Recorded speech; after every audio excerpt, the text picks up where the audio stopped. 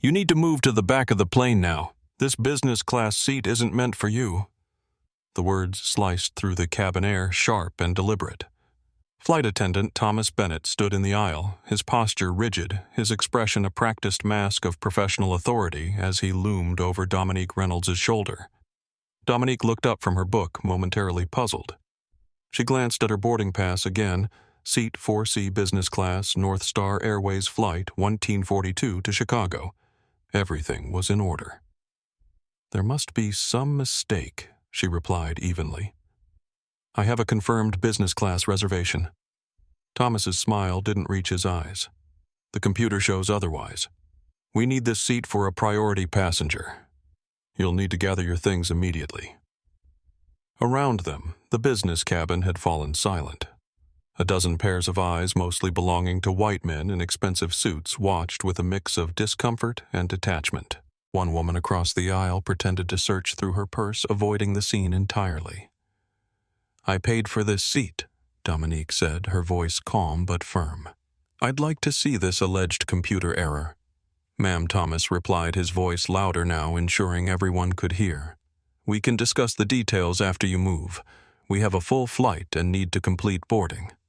As if on cue, Laura Wilson, the head flight attendant, appeared at Thomas's side. "Is there a problem here?" she asked, though her eyes made clear she already knew the answer. "This passenger needs to be reseated in the main cabin," Thomas explained. "Last row." Dominique felt her phone vibrate in her pocket. The screen lit up with a name that made her pause, Secretary of Transportation. She looked back up at the two flight attendants, now blocking the aisle, their expressions expectant, waiting for her compliance. "Very well," she said quietly, gathering her belongings. "I'll move. For now." Before we dive deeper into this extraordinary story of power, prejudice, and justice at 30,000 feet, where are you watching from today? Drop your city in the comments below. And if you've ever witnessed discrimination in public spaces, hit that like button and subscribe to join our community, dedicated to exposing injustice and celebrating dignity. Now let's return to NorthStar Airways Flight 1842, where Dominique Reynolds is about to teach everyone on board an unforgettable lesson in respect. Dominique Reynolds stood in her Georgetown brownstone that morning, sipping coffee as she watched the early news. Outside her window, Washington, D.C. was just beginning to stir, the September sun casting long shadows across her tree-lined street.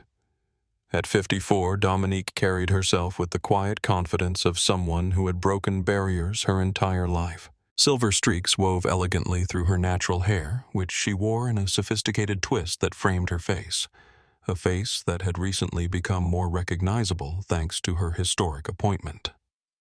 And in transportation news, the CNN anchor announced, Dominique Reynolds begins her third month as the first black female director of the Federal Aviation Administration. Reynolds, who holds a Ph.D. in aerospace engineering from MIT and served 27 years in aviation safety oversight, faces immediate challenges as major airlines push back against her proposed new safety regulations. Dominique muted the television with a small smile. The media coverage still felt surreal, though she'd earned every step of her journey. From her first position as a junior safety inspector to her appointment as FAA Director by the President himself, she had navigated the overwhelmingly white and male aviation industry with strategic brilliance and unwavering integrity. On her dining room table lay the materials for today's crucial meeting in Chicago. Comprehensive data supporting her proposed nationwide safety protocols that would prevent an estimated 300 potential incidents annually. The Reynolds reforms, as industry insiders had dubbed them, represented the most significant safety overhaul in decades. They also required substantial investment from airlines already complaining about thin profit margins. NorthStar Airways had emerged as the most vocal opponent, with CEO William Parker personally lobbying against the changes. His company, the third largest carrier in the United States, stood to spend an estimated $240 million implementing the new systems. Parker had made his opposition clear in congressional testimony, industry conferences, and increasingly through personal attacks questioning Dominique's qualifications. As she organized her presentation materials, Dominique reviewed her arguments methodically. The cost analyses proved the investments would actually save money long-term. The safety data was irrefutable. The technological improvements were feasible within the proposed timeline. She had anticipated and prepared for every counter-argument. What she couldn't prepare for was the personal dimension of the resistance, the subtle and not-so-subtle implications that her policies stemmed from inexperience or political pressure rather than expertise. Those criticisms never directly mentioned her race or gender, but the subtext was clear to anyone paying attention. Dominique zipped her leather portfolio closed and glanced at the framed photograph on her mantel herself at the White House ceremony, right hand raised, as she took the oath of office. It had been a momentous day, not just for her, but for countless young women of color who might now see aviation leadership as a possibility. With her testimony prepared and her arguments solid, Dominique made a last-minute decision. Rather than having her assistant Daniel book her usual FAA travel arrangements complete with the security detail and VIP treatment that had become standard since her appointment, she would make this trip personally. Book her own flight. Fly like a regular passenger. Sometimes you need to see the system as users experience it, she murmured to herself, opening her laptop and navigating to the NorthStar Airways website.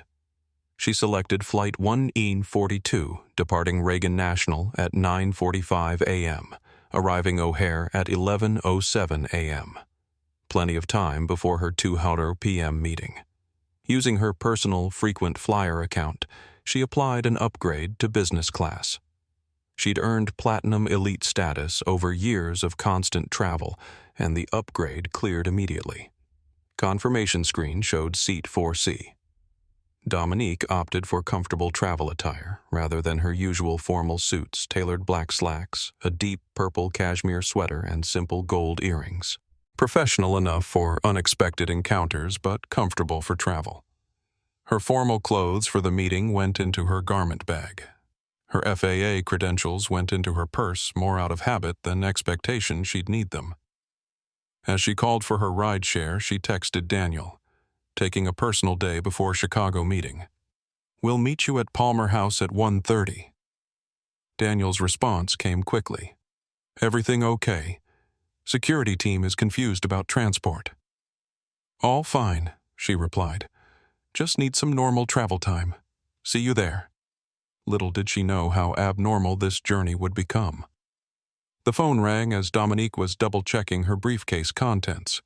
The screen showed Richard Coleman, her mentor, and the former FAA Director who had championed her appointment. "You ready for the Lion's Den tomorrow?" Richard's deep voice carried the weight of experience when she answered. "As ready as I'll ever be," Dominique replied, tucking a folder of financial projections into her briefcase. "NorthStar has been the most vocal opponent. Their CEO will be there. William Parker," Richard said with undisguised contempt. That man would cut corners on a circle if it saved him $1. He paused before continuing, his tone more serious. "Listen, Dominique, I need to warn you. Parker didn't just oppose your safety protocols. He opposed your appointment." Dominique paused, her hand hovering over a stack of regulatory documents. "Because I'm too strict on safety requirements. Because you're a black woman with power," Richard said bluntly. "He's from the old school. Doesn't think you belong at the table, let alone at its head." She sighed, unsurprised. Wouldn't be the first time. Her mind drifted to her father, Colonel Joseph Reynolds, one of the famed Tuskegee Airmen. His photograph sat on her dresser, a handsome young man in uniform, standing proudly beside his P-51 Mustang fighter plane. He had flown 65 combat missions during World War II, receiving the Distinguished Flying Cross and Purple Heart, only to return home to an America that wouldn't let him fly commercial aircraft because of his skin color. "They couldn't stop me from flying," he had told her when she was just 8 years old, sitting on his lap as he showed her how to fold a paper airplane. So I built my own path. And someday, baby girl, you'll build yours. His words had kindled her lifelong passion for aviation, though she'd chosen the regulatory path rather than becoming a pilot herself. I want to make sure everyone can fly safely, she had told him when she graduated from Stanford with her aerospace engineering degree. He'd smiled, then pride shining in his eyes. Colonel Reynolds had lived long enough to see his daughter's early career successes, but had passed away 5 years before her FAA appointment. At his Arlington National Cemetery funeral, 3 vintage P-51 Mustangs had performed a missing man formation flyover arranged by pilots who understood his legacy. "He would have loved seeing you take the oath," Richard said, somehow sensing where her thoughts had gone. "He laid the groundwork for this moment." "I carry him with me to every meeting," Dominique acknowledged, "especially the difficult ones." Her phone beeped with another incoming call. "I should take this, Richard. It's Amara. Give my best to that brilliant daughter of yours. And Dominique, don't let Parker intimidate you tomorrow. You've got the facts on your side." She smiled. "I've never been easily intimidated." Switching calls, she heard her daughter's voice. "Mom, just wanted to wish you good luck with the meeting tomorrow. You're going to crush it." "Thanks, sweetheart." Dominique smiled. "How's the research going for your paper on transportation discrimination cases?" "Slow," Amara admitted. "There's so much history to wade through and most of it makes me angry." Amara's voice carried the passionate intensity that reminded Dominique of herself at that age. At 23, Amara was following her own path as a second-year law student at Howard University, focusing on civil rights law with a special interest in transportation equity cases. "Channel that anger into change, just like we talked about," Dominique advised. "I know, Mom. That's why I'm so proud of what you're doing, the first Black woman to run the FAA, creating safety regulations that will protect everyone equally. You're making history." Dominique hesitated before asking, "Would you like to help with the research on this? I could use someone with your perspective looking at the historical patterns." Amara's voice brightened immediately. "Really? For the official investigation?" "As an intern, yes. You'd be reviewing passenger complaint data looking for patterns. It would be valuable for both your paper and our work." "I'm in," Amara replied without hesitation. "I'll start organizing a team of law students to help. We can create a database of discrimination cases in aviation going back decades." Dominique smiled at her daughter's immediate action orientation. "That would be incredibly helpful. We'll talk more when I get back from Chicago." After ending the call, Dominique stood before her dresser looking at her father's photograph. She gently touched the glass covering his image. "Another big day, Dad," she whispered. "Wish you were here to see it." As she turned to leave, she noticed the small wooden box beside the photo containing her father's distinguished flying cross. On impulse, she opened it, removed the medal, and slipped it into her pocket. A talisman of sorts, carrying his courage with her. She had no way of knowing just how much courage she would need before this day was done. Reagan National Airport hummed with its usual morning energy as Dominique joined the security line.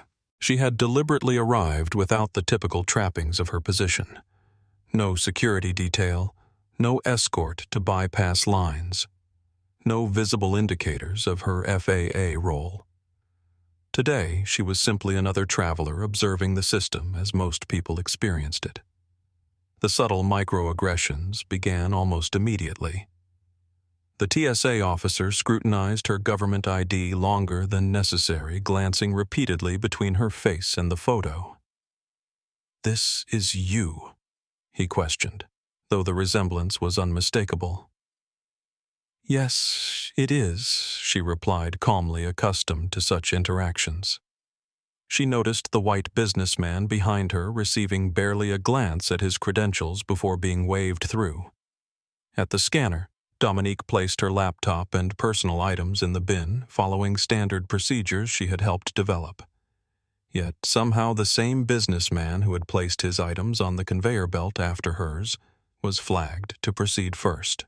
When she reached to collect her belongings on the other side, another TSA agent stopped her. "Is this your laptop, ma'am?" he questioned, despite having watched her place it in the bin. "Yes, it is," she repeated, maintaining her composure. The cumulative effect of these small interactions, each defensible in isolation, damning in pattern, was familiar to her. They were the very reason she occasionally traveled this way, experiencing the aviation system without the buffer of her title. What she observed always informed her work, reinforcing her commitment to creating more equitable standards. As Dominique walked toward her gate, a small knot of doubt formed in her stomach, something she rarely allowed herself to feel in professional settings. Was she making the right decision to fly incognito today? With Parker's opposition to her reforms growing more personal, was she putting herself at unnecessary risk? "This is exactly why I need to do this," she thought, pushing the doubt aside. "If I start avoiding situations because of potential discrimination, I'm part of the problem." Still, she touched the metal in her pocket for reassurance, feeling a connection to her father's courage that transcended time and circumstance. Dominique checked her watch as she approached the gate for NorthStar Airways Flight 1842. Boarding would begin in approximately 15 minutes. She found a seat near the gate, took out her phone, and quickly reviewed her presentation materials one final time. The gate area filled with the typical mix of business and leisure travelers. NorthStar's signature blue uniforms moved efficiently among the crowd, gate agents preparing for boarding, flight attendants arriving for their assignments. Dominique observed them with professional interest, noting their procedures and interactions. "Pre-boarding will begin shortly for our Platinum Elite members and passengers requiring special assistance," announced the gate agent. "NorthStar Airways welcomes you to Flight 1942 with service to Chicago O'Hare." Dominique gathered her belongings, boarding pass in hand. As a Platinum Elite member using her personal frequent flyer account, she qualified for the first general boarding group after pre-boarding. She stood joining the small gathering of mostly business travelers near the gate. Now, welcoming our Platinum Elite members to board through Lane 1 came the announcement. Dominique stepped forward, presenting her boarding pass and ID. The gate agent scanned her ticket, barely glancing at her face. "Thank you, Ms. Reynolds. Enjoy your flight." The jet bridge stretched before her as she rolled her carry-on toward the aircraft door. She could see the NorthStar logo on the plane's fuselage through the small windows.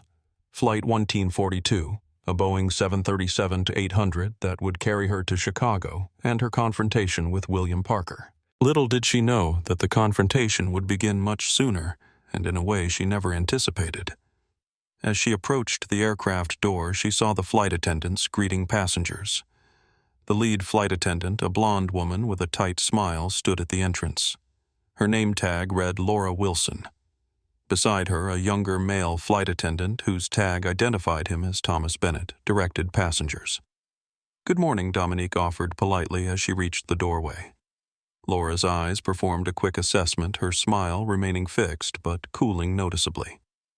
"Seat," she asked, curtly skipping the warm welcome Dominique had observed her offering to the white businessman ahead of her. 4C. Dominique replied, showing her boarding pass. Laura gave a stiff nod, already looking past her to the next passenger. "Left side near the front." Dominique navigated to her row where a middle-aged white man in an expensive suit occupied the window seat. His monogrammed briefcase displayed the initials R.T. Robert Thompson, according to the subtle embroidery on his shirt cuff. He was typing furiously on his laptop, barely acknowledging her presence. "Excuse me?" she said politely, indicating she needed to access the aisle seat. Thompson's eyes flicked up, registering surprise, then immediate discomfort. He adjusted his position minimally, forcing Dominique to squeeze past. As she settled in, he subtly shifted toward the window, creating maximum distance between them. Dominique observed the business cabin filling quickly with predominantly white male executives, many receiving warm, personalized greetings from the crew. "Mr. Anderson, lovely to have you aboard again." Mr. Goldstein, your usual scotch once we're airborne." Meanwhile, Thomas Bennett passed her twice without acknowledgement. From her seat, Dominique could hear whispered conversation between Laura and Thomas near the galley. "We're overbooked in business again," Laura muttered. "Parker's going to have our heads if we keep upgrading the wrong people." "I know," Thomas replied. "The computer's supposed to prioritize our high-value customers, not." His eyes darted briefly toward Dominique before he caught himself. The atmosphere in the cabin shifted subtly as the final business-class passengers boarded. Dominique opened her book, seemingly absorbed in reading while actually observing the dynamics around her. She couldn't have known that her observatory role was about to change dramatically. "We have a situation in 4C," Thomas whispered to Laura as they huddled in the forward galley. The business-class cabin was nearly full now, with only a few passengers still finding their seats. Laura glanced over Thomas's shoulder toward where Dominique sat calmly reading her book. "What kind of situation?" she asked, her voice low. "Platinum upgrade," Thomas said, emphasis on the first word. "But she doesn't fit the profile. Someone made a mistake." Laura's lips tightened. "We're already overbooked. Parker's been clear about maintaining the right cabin environment." "Rodriguez is working the main cabin," Thomas said, referring to their colleague. "She can handle the reassignment." Laura nodded sharply. "Do it quietly. We don't need a scene." Across the aisle from Dominique, a woman in her late 30s settled into her seat, arranging her belongings efficiently. Her tailored suit and confident demeanor marked her as a business traveler, though her warm smile as she greeted Dominique contrasted with Robert Thompson's continued chilly silence. "First time on NorthStar," the woman asked, extending her hand. "Angela Barnes." "Dominique Reynolds," she replied, shaking the offered hand. "And no, I've flown with them many times." "Interesting," Angela said. "I'm Sapphire Elite with them, fly this route twice monthly, and I've never seen such a full business cabin." Thompson made a small noise of disapproval at the conversation occurring across the aisle from him, shifting further toward his window. Dominique noticed, but chose not to react. "Do you work in Chicago?" Angela continued, seemingly oblivious to Thompson's discomfort. "I'm based in D.C., but I have meetings in Chicago regularly," Dominique explained deliberately, keeping details vague. "You?" Corporate attorney Angela replied. "My firm has offices in both cities. I split my time." Their conversation was interrupted by Thomas Bennett's return. He stopped at their row, focusing exclusively on Dominique while ignoring Angela entirely. "Ms. Reynolds," he began, voice professionally modulated, but with an undercurrent of authority. "There seems to be a situation with your reservation." Dominique looked up, expression neutral. "What situation would that be?" "My upgrade cleared automatically." Thomas's smile didn't reach his eyes. "Yes, that's actually the problem. There was a computer error with the upgrade system. This seat should have been allocated to one of our priority passengers." "Priority passengers," Dominique repeated, her tone measured. "Yes, we have certain allocation requirements for our highest-tier frequent flyers." Thomas explained, the explanation practiced and smooth. "Your upgrade should not have cleared automatically." 2 rows ahead, a young Hispanic man had begun discreetly recording the interaction on his phone, his expression concerned as he watched the scene unfold. "I'm a Platinum Elite member," Dominique stated calmly. "I've held that status for 9 years. The upgrade cleared according to your published policies." Thomas's expression hardened slightly. "There are additional factors in the allocation algorithm. I'll need you to gather your belongings and move to your reassigned seat." "And where would that be?" Dominique asked. "We've found space in the main cabin," Thomas replied. "Near the rear of the aircraft." Angela Barnes had stopped arranging her things and was now watching the exchange with undisguised interest. "Excuse me," she interrupted. "I've never heard of retroactively canceling a confirmed upgrade. Is that official NorthStar policy?" Thomas's attention remained fixed on Dominique, ignoring Angela's question entirely. "We need to complete boarding, Ms. Reynolds. Please gather your belongings." Robert Thompson made a show of checking his watch impatiently. "Some of us have important meetings to get to," he muttered, just loud enough to be heard. The Hispanic man recording had been joined by an elderly white woman who had boarded late. She stood in the aisle, observing the situation with clear disapproval. "Young man," she said, addressing Thomas, "I've been flying since before you were born, and I've never seen an airline remove someone from a confirmed seat unless the flight was oversold, which clearly isn't the case here." "Ma'am, this doesn't concern you," Thomas replied stiffly. "It absolutely concerns me," the woman retorted. "I'm Eleanor Foster, and I've been a NorthStar customer for 30 years. This treatment is appalling." Laura Wilson appeared at Thomas's side, her expression professionally concerned. "Is there a problem here? We need to complete boarding. Your colleague is attempting to remove me from my confirmed seat," Dominique explained calmly. "I'd like an explanation beyond computer error." Laura's eyes narrowed slightly. "Ms. Reynolds, we have discretion over seat assignments for operational reasons. We've made a determination that you need to be reseated. Now we can do this cooperatively, or we can involve the captain and ground staff, which would delay our departure." The implied threat hung in the air.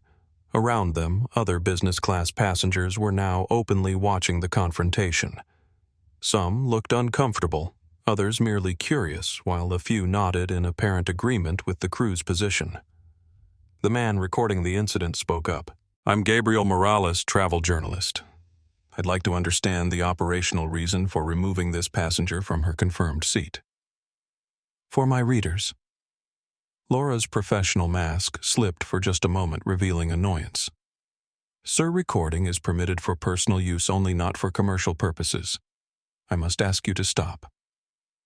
"Actually," Gabriel replied, "NorthStar's own policy permits recording as long as it doesn't interfere with crew duties."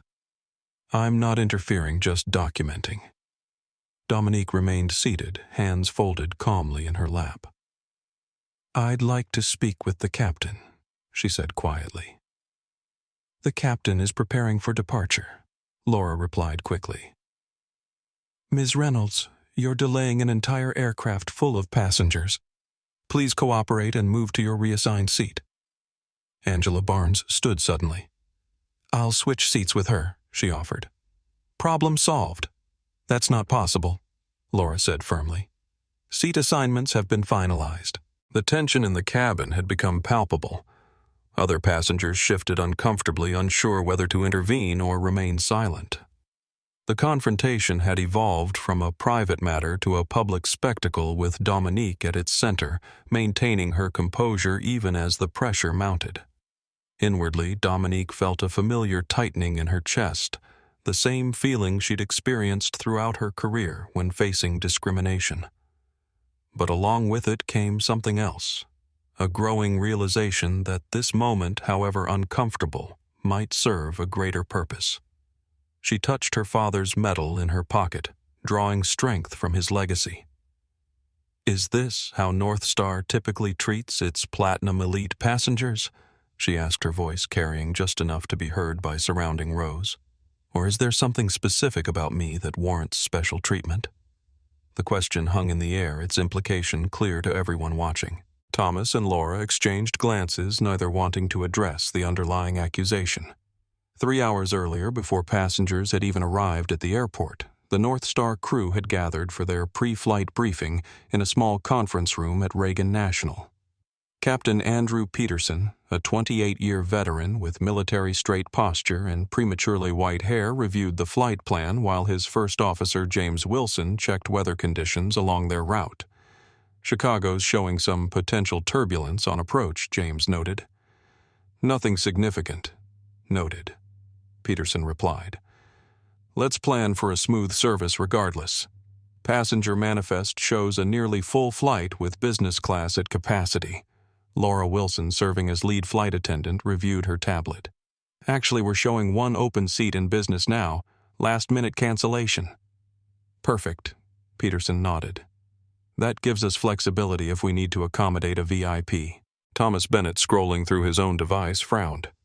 It's already been filled. Automatic upgrade from the queue. Who? Laura asked. Thomas tapped the screen. Passenger Reynolds Dominique. Platinum status, but not on the priority list. The unspoken understanding passed between them. NorthStar Airways operated with an unofficial passenger priority system that categorized travelers beyond their published loyalty tiers. While never explicitly documented in public materials, the system was well understood by senior crew members. Let me see, Laura said, taking Thomas's tablet and reviewing the passenger information. Her expression tightened. African-American woman, personal account, not corporate. Definitely not on Parker's preferred list. Captain Peterson sighed. This again. You know Parker's position on business cabin demographics. The youngest flight attendant present, Sophia Rodriguez, shifted uncomfortably. I don't understand. If she has platinum status and the upgrade cleared automatically, what's the issue? Laura gave Sophia a look that suggested she'd spoken out of turn. The issue, Rodriguez, is that we have strict guidance about maintaining a certain atmosphere in the premium cabins. It comes directly from executive leadership. But that's... Sophia began, then stopped herself. That's what Thomas challenged. Company policy. Because it is. Maybe not written down, but made very clear in our premium service training. It doesn't feel right, Sophia said quietly.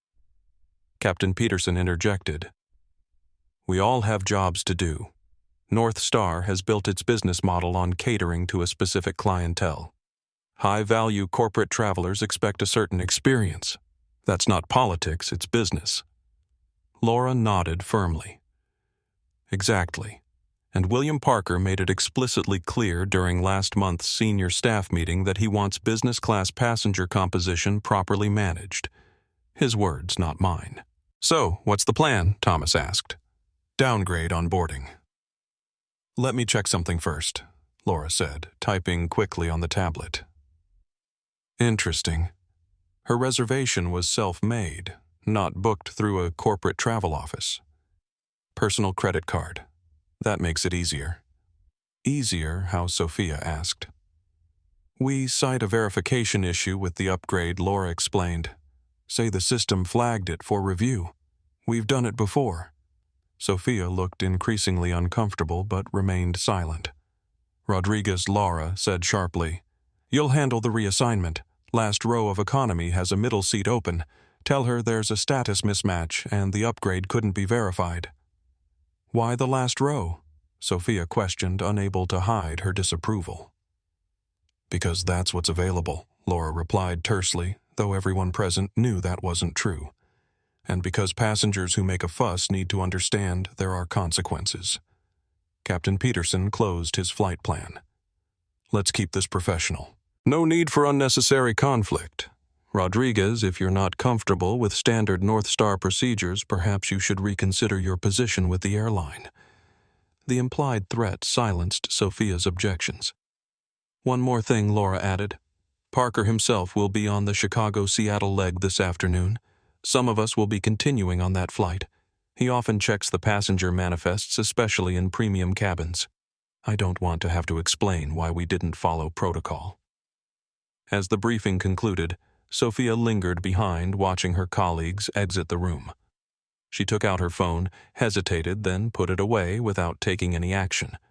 The conflict between her personal ethics and professional requirements was visible on her face, but ultimately she followed the others toward the gate. None of them could have anticipated that their routine enforcement of NorthStar's unwritten policies would soon become front-page news, or that the passenger they planned to displace would be far more than she appeared.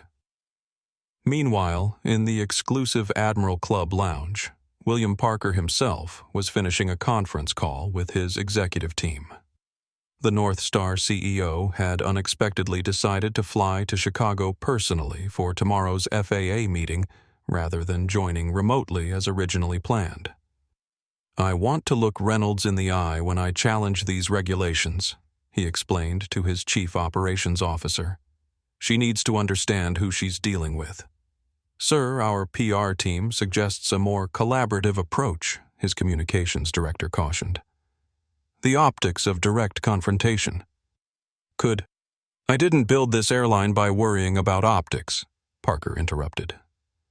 "Reynolds is using her position to push an agenda that would cost us nearly $250 million. The board expects me to fight this with everything we've got." What Parker didn't share was the memo he'd received from a congressional ally on the Transportation Committee suggesting that Reynolds' appointment was politically motivated rather than merit-based. He'd been quietly gathering opposition research for months, looking for any vulnerability that might undermine her credibility. "I'll be taking the Seattle connection after the meeting," Parker continued. "Make sure everything is arranged to our standards. I don't want any surprises." Little did he know that Flight 1842 was about to deliver the biggest surprise of his career. Final boarding call for NorthStar Airlines Flight 1842 to Chicago O'Hare announced the gate agent's voice over the PA system.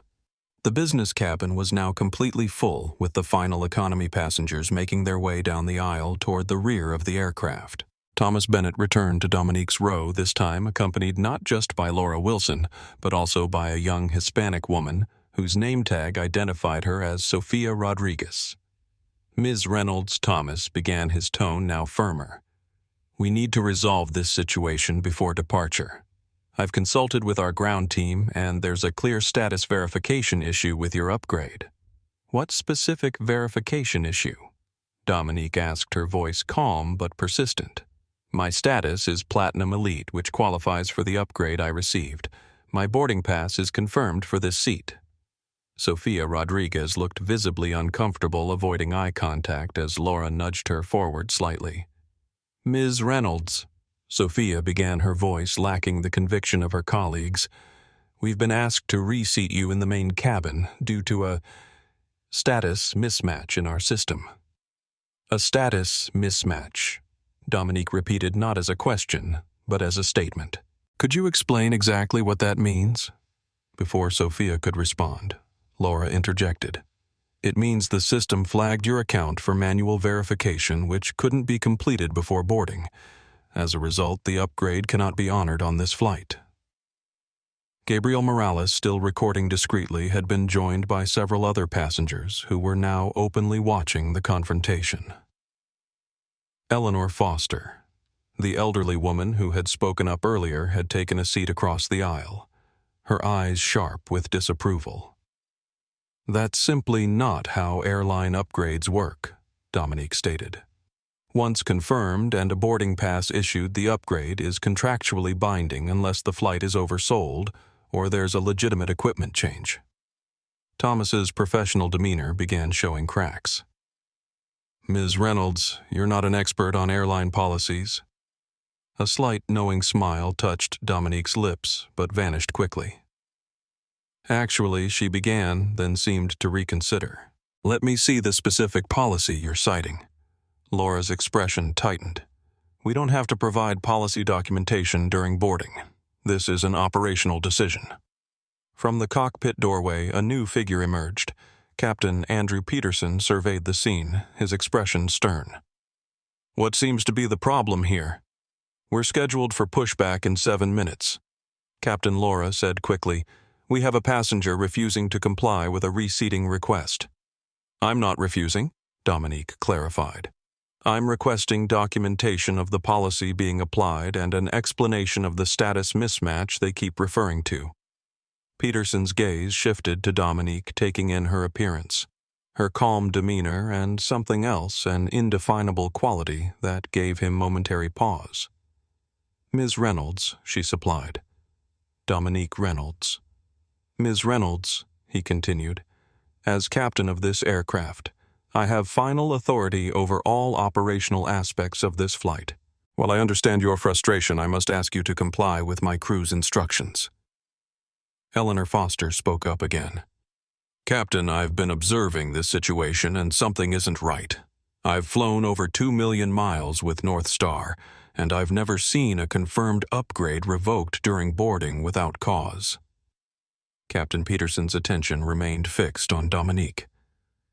Ma'am, we have 3 options here. You can accept the reseating, you can choose not to fly with us today and discuss the matter with customer service, or I can involve airport security, which would result in your removal from this flight entirely. The ultimatum hung in the air. The business cabin had fallen completely silent, with every passenger now watching the confrontation. In the galley, Sofia Rodriguez had stepped back, her discomfort with the situation increasingly evident. Dominique felt a moment of internal conflict.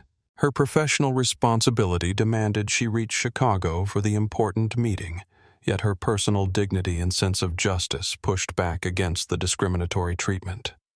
For the first time, she considered revealing her identity, but something held her back, the recognition that doing so would change the dynamic entirely and, potentially, obscure the underlying issues. She thought of her father, who had faced far worse discrimination with dignity and strategic patience. She thought of the countless travelers who experienced similar treatment without having the position or platform to challenge it effectively. And she made a decision. "I see," Dominique said quietly.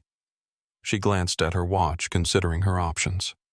She had an important meeting in Chicago that couldn't be rescheduled. Making a scene that resulted in her removal from the flight wasn't productive. "Very well," she said finally. "I will relocate as requested under protest, and with the understanding that this matter is far from resolved." A look of satisfaction crossed Laura's face. Thomas stepped aside, gesturing toward the back of the aircraft. "Ms. Rodriguez will show you to your new seat." As Dominique gathered her belongings, Angela Barnes leaned toward her. "This is wrong," she whispered. "I'm an attorney. You have grounds for a complaint." "I'm well aware," Dominique replied quietly, a hint of something in her voice that made Angela look at her more closely. Gabriel Morales continued recording as Dominique stood. "I'm documenting everything," he assured her. "This isn't right." Dominique nodded slightly in acknowledgement. "Thank you for your concern." As she stepped into the aisle, Eleanor Foster reached out briefly, touching her arm in silent solidarity. Robert Thompson, meanwhile, had already returned to his laptop, seemingly relieved that the disruption was ending. With Sophia leading the way, Dominique began the long walk from the front of the business cabin toward the rear of the aircraft. Dozens of eyes followed her progress, some curious, some indifferent, some openly disapproving of her treatment. What none of them yet realized was that this was not simply a case of airline policy enforcement. It was the beginning of a chain of events that would transform NorthStar Airways forever, starting with the woman they had just banished to the back of the plane. As Dominique walked, her thoughts swirled with conflicting emotions: anger at the injustice, determination to address it systematically, and a strange sense of purpose. Perhaps this experience, however humiliating, would provide the first-hand evidence needed to drive meaningful change in an industry where such practices had long been normalized. She touched her father's medal in her pocket again, drawing strength from his legacy of dignity in the face of discrimination. "I'll make this count, Dad," she thought, "for everyone who couldn't fight back." The walk to the rear of the aircraft felt interminable. Dominique maintained perfect posture, her expression neutral, despite the public humiliation being inflicted upon her. As she passed row after row of economy seats, whispers followed in her wake, passengers sensing that something unusual was happening. Sofia Rodriguez led the way, her discomfort evident in her rigid shoulders and averted gaze. When they finally reached the last row, row 38, directly in front of the lavatories, Sophia gestured to the middle seat. "I'm sorry," she said quietly, and something in her tone suggested she truly was. "Don't apologize for a policy you didn't create." Dominique replied, her voice low enough that only Sophia could hear. "But remember that carrying out unjust directives is still a choice." Sophia's eyes widened slightly before she turned away, hurrying back toward the front of the plane. Dominique stored her carry-on in the overhead bin and took her assigned middle seat. To her left, next to the window, sat an elderly black woman with silver hair and dignified bearing. To her right, the aisle seat remained temporarily empty. "They got you too, I see," the woman said, her voice carrying the warm cadence of the American South. "I'm Beatrice Johnson, Dominique Reynolds," she replied, extending her hand. "And what do you mean, got me too?" Beatrice's smile held decades of knowing. "Child, I've been flying for 67 years, started back when they had separate waiting areas in airports. What just happened to you?" She nodded toward the front of the plane. "That's just the modern version of the same old story. You saw didn't need to." I recognized the walk. That dignified, I'm not giving them the satisfaction walk. Held my head high just like you when they wouldn't let me sit in first class back in 1962. Before Dominique could respond, a middle-aged white man arrived, gesturing to the aisle seat. "Excuse me, ladies." They shifted to allow him access. Once settled, he introduced himself. "Jeffrey Davis." Couldn't help noticing that little drama up front. "Pretty shameful." "You were watching," Dominique asked. "Everyone was watching," he confirmed. "Not the first time I've seen it on NorthStar either. They have a reputation." From several rows ahead, Gabriel Morales turned in his seat, catching Dominique's eye. He held up his phone briefly, a silent confirmation that he was still documenting the situation. Eleanor Foster appeared in the aisle beside their row. "This is absurd," she announced loud enough for nearby passengers to hear. "They have multiple open seats in economy, plus yet they sent you all the way back here. Ms. Foster, please return to your seat." Thomas Bennett called from midway down the aisle. "We're preparing for departure." "I will not," Eleanor declared. "Not until you explain why this woman was singled out." Thomas strode purposefully toward them, his expression strained. "Ma'am, as I've told you, this was an operational decision based on verification issues." "What verification issues?" Eleanor challenged. "Be specific." Thomas lowered his voice. "This is not a public discussion. Return to your seat, or I'll be forced to involve the captain again." The confrontation had drawn attention from throughout the cabin. Passengers were openly watching now, some recording with their phones. The atmosphere had grown increasingly tense. Dominique felt torn between her desire to let the situation unfold, revealing the discriminatory patterns at work, and her responsibility to ensure the flight proceeded safely. She was acutely aware that her dual roles as passenger and FAA Director were creating an unprecedented ethical dilemma. "It's all right, Ms. Foster," Dominique said calmly. "Please return to your seat. This situation will be addressed, but not right now." Eleanor seemed reluctant, but eventually nodded. "This isn't over," she told Thomas before making her way back toward the front. As the final preparations for takeoff continued, Sofia Rodriguez passed through the cabin, avoiding eye contact with Dominique. Laura Wilson made an appearance in economy, surveying the situation with evident satisfaction before returning to her position. "Flight attendants prepare for departure," came Captain Peterson's voice over the PA system. The aircraft pushed back from the gate, the engines rumbling to life. As they taxied toward the runway, Dominique's phone vibrated in her pocket. She glanced at it discreetly. Secretary of Transportation flashed on the screen. Under normal circumstances, she would have powered off her device for takeoff, but these were not normal circumstances.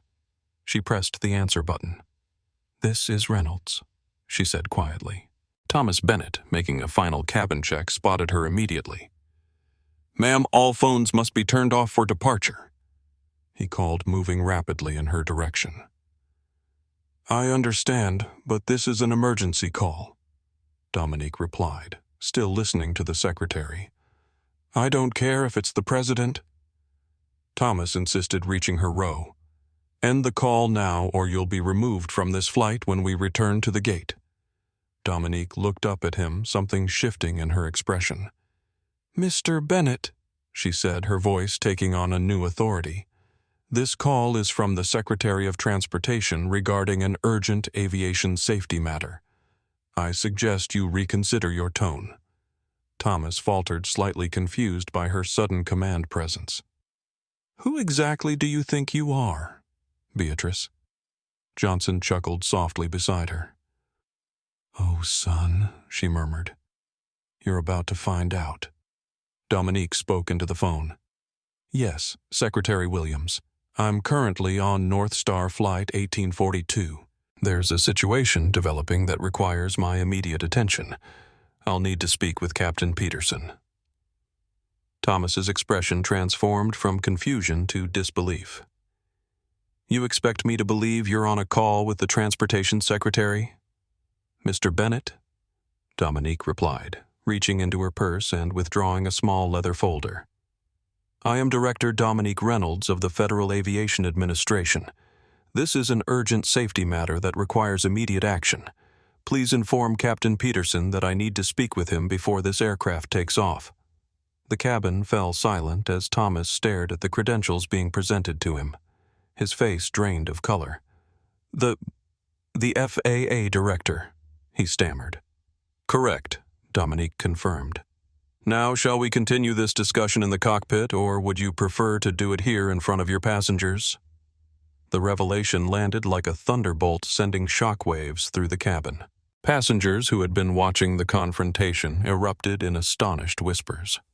Several began recording more openly now, recognizing the historic nature of what was unfolding. For Dominique, the moment brought a complex mix of emotions: satisfaction at Thomas's stunned reaction, yet discomfort at being forced to use her position in this way. She had wanted to experience the system as an ordinary passenger, but the discrimination had made that impossible. "I'll inform the captain immediately." Thomas managed his previously authoritative demeanor completely shattered.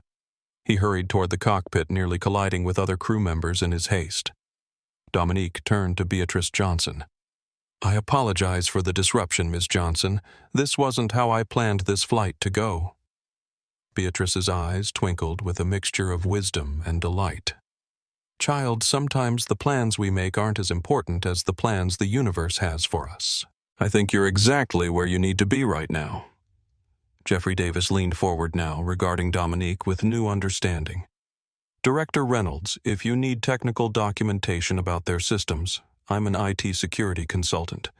I'd be happy to assist your investigation." "Thank you, Mr. Davis," Dominique acknowledged.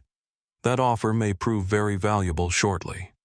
As the realization of who was seated in the last row spread throughout the aircraft, the power dynamic shifted dramatically.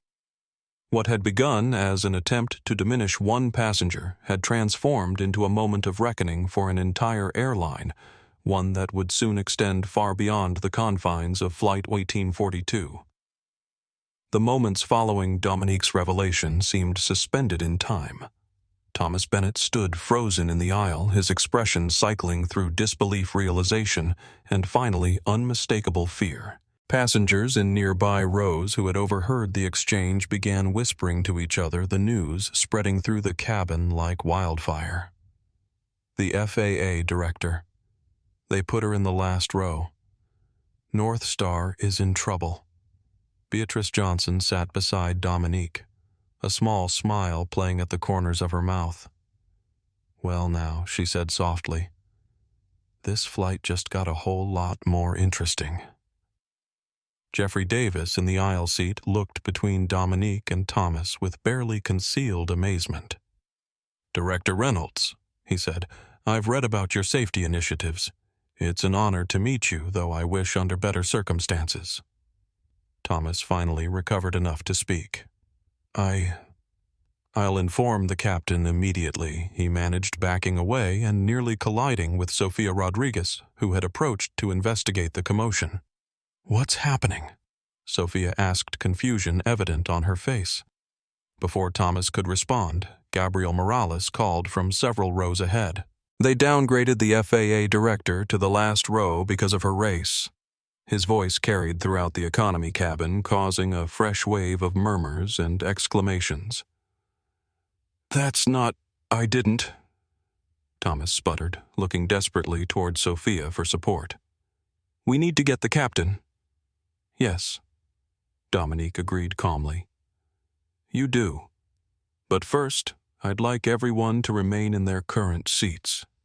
This aircraft isn't going anywhere until several matters are addressed. Thomas hurried toward the front, his normally confident stride reduced to something approaching flight. Sophia remained uncertainty written across her features. Ms. Rodriguez Dominique said, her tone professional but not unkind. "I'd appreciate if you would stay here momentarily. I have some questions about NorthStar's seating policies." Sophia swallowed visibly. "Of course, Director Reynolds." Eleanor Foster had made her way back to the rear of the aircraft, defying instructions to remain seated.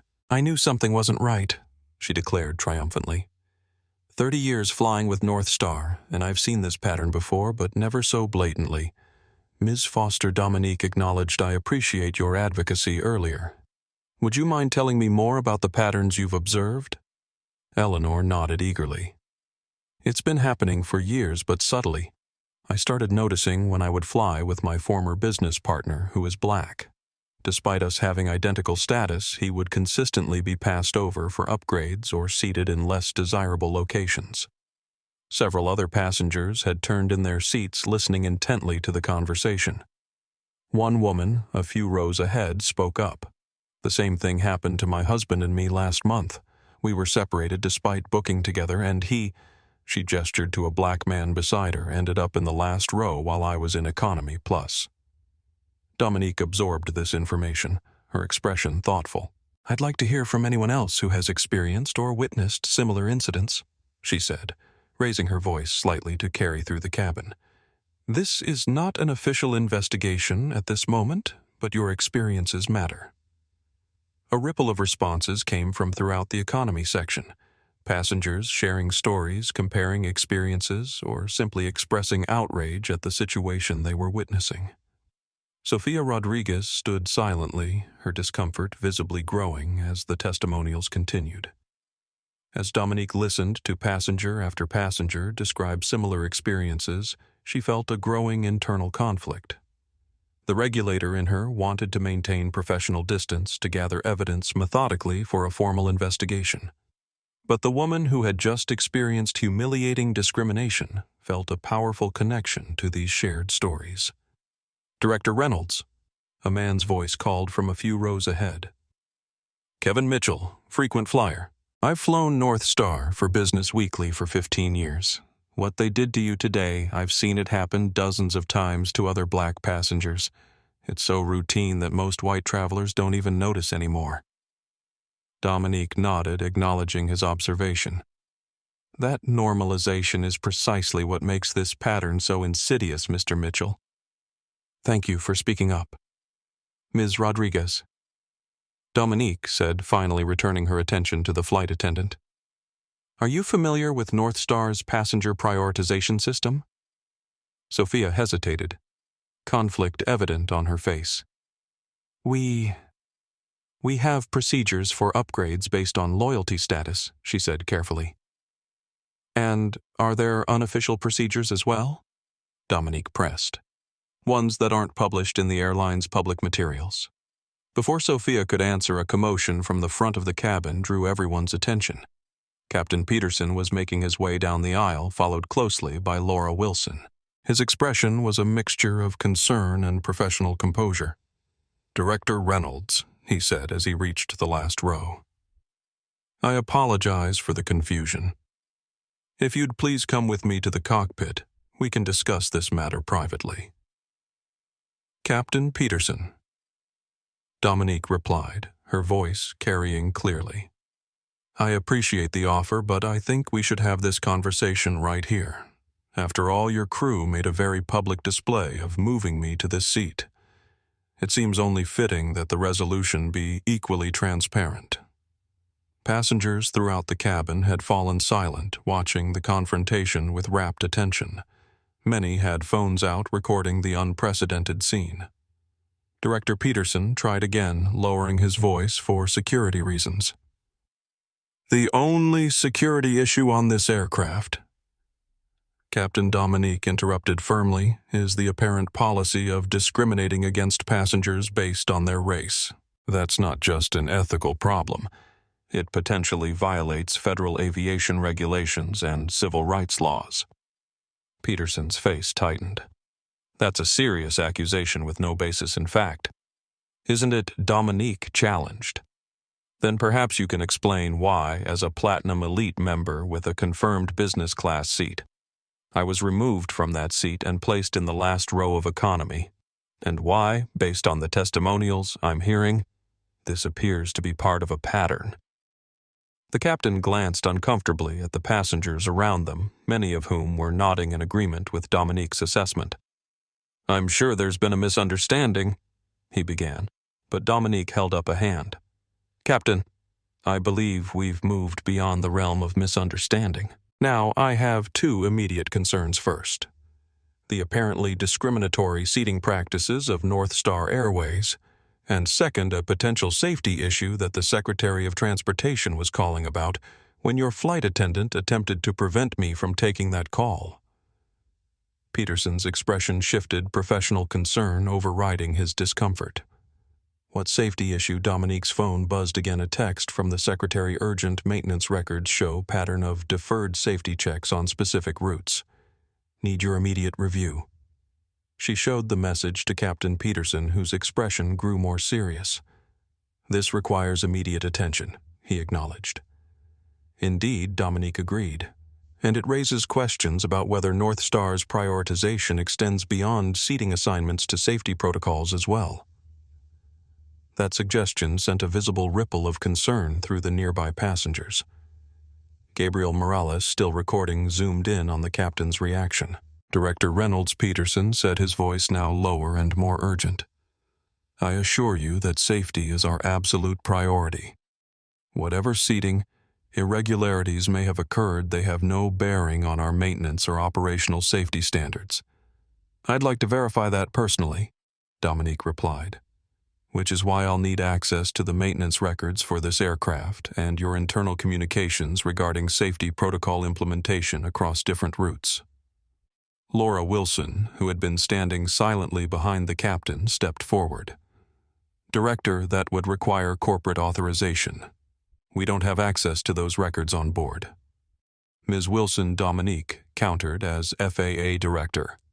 "I have statutory authority to inspect any commercial aircraft and review any records relevant to safety and regulatory compliance. Your cooperation isn't optional. It's legally required." The balance of power had shifted completely.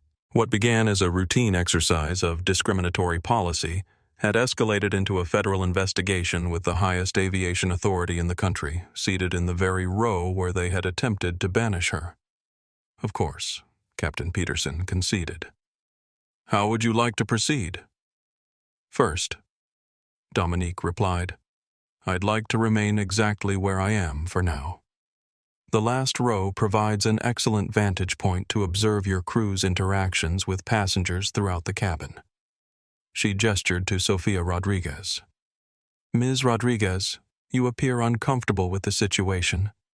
I'm guessing this isn't the first time you've been asked to implement policies you find troubling." Sofia glanced nervously at Captain Peterson and Laura before responding. "No, ma'am. I mean, Director. It's not the first time. Would you be willing to provide testimony about NorthStar's seating policies and how they're implemented?" Dominique asked. Before Sofia could answer, Laura interjected sharply. "Any internal procedures are proprietary and confidential.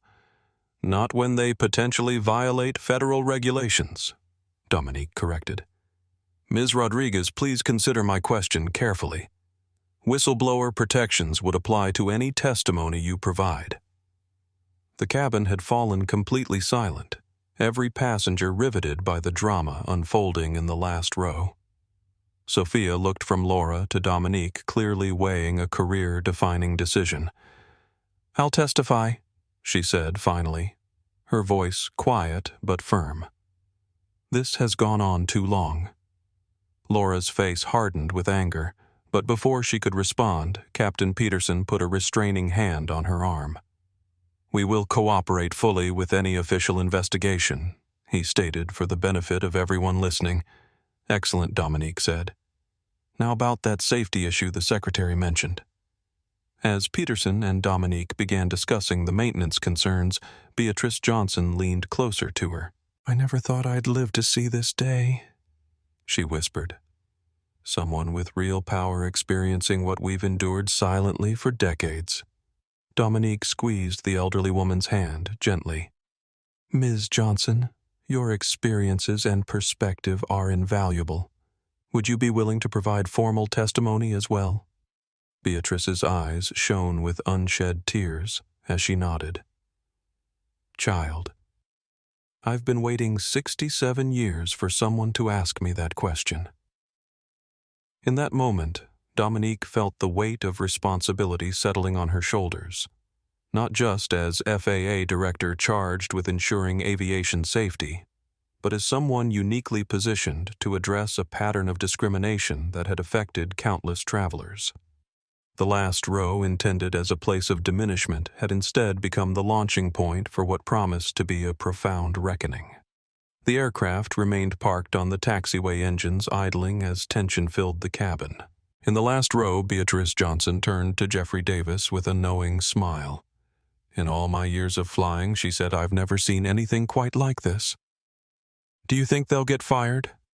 Jeffrey wondered, glancing toward the front of the plane where Dominique had disappeared with Captain Peterson.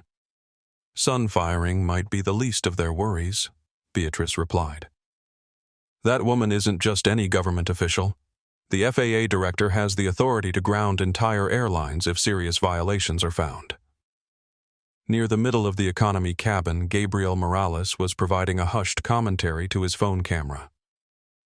"I'm still on NorthStar Flight 1842, where the FAA Director herself was just discriminated against and moved to the last row. She's now in the cockpit, and we've been holding position for about 10 minutes. The atmosphere in here is electric." Laura Wilson moved through the cabin, attempting to maintain an appearance of normalcy despite the extraordinary circumstances. "Everything is fine, folks," she announced, her voice betraying a slight tremor. "We're just working through a minor issue and should be on our way shortly." "Minor issue," Eleanor Foster challenged from her seat. "You just discriminated against the head of the Federal Aviation Administration. There's nothing minor about that." Other passengers joined in their previous reluctance to speak out, now overcome by the revelation of Dominique's identity. "I saw the whole thing. They treated her like she didn't belong. This has been going on for years." Laura's professional veneer cracked slightly. "Please remain in your seats with your seatbelts fastened. This situation is under control." Sophia Rodriguez stood in the galley, visibly distressed as she watched the cabin's mood deteriorate. Thomas Bennett was nowhere to be seen, presumably in the cockpit with the others. Meanwhile, in the confined space of the cockpit, Dominique was engaged in an intense phone conversation with Secretary of Transportation Michael Williams. Captain Peterson sat rigidly in his seat, while First Officer James Wilson monitored the aircraft systems, occasionally glancing nervously at the FAA Director. "Yes, Secretary. I'm looking at the preliminary data now," Dominique said, examining the tablet Peterson had reluctantly provided. "There does appear to be a pattern consistent with the reports we received." She listened for a moment, then continued. "No, I don't believe it's isolated to this flight or this crew. Based on passenger testimonials and the documentation I'm reviewing, this appears to be a structured policy potentially originating at the executive level." Captain Peterson shifted uncomfortably.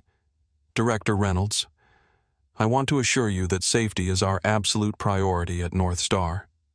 Dominique held up one finger, silencing him as she continued her conversation.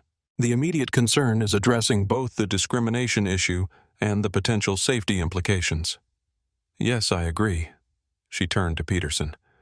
"Captain Secretary Williams is authorizing an immediate safety and compliance inspection of this aircraft before it's cleared for departure.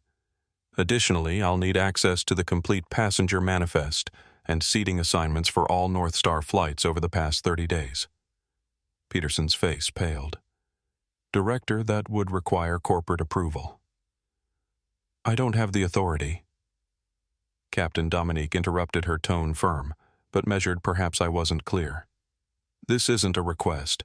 The FAA has statutory authority to inspect any commercial aircraft and review any records relevant to safety and regulatory compliance. Your cooperation isn't optional. It's legally required. First Officer Wilson cleared his throat. Captain, she's right. FAA regulations are explicit on this point.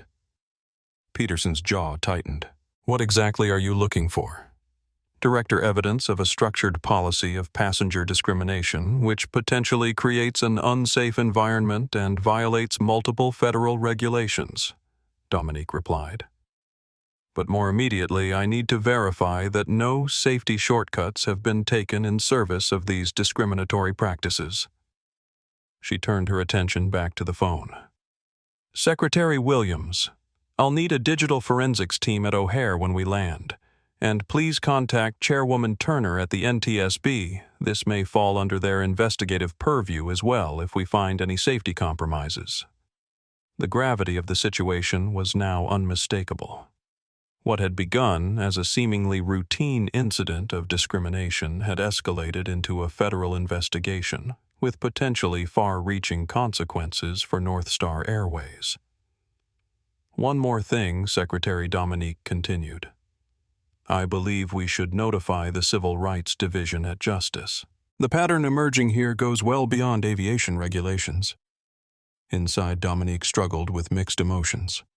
The professional part of her knew this investigation was necessary and overdue.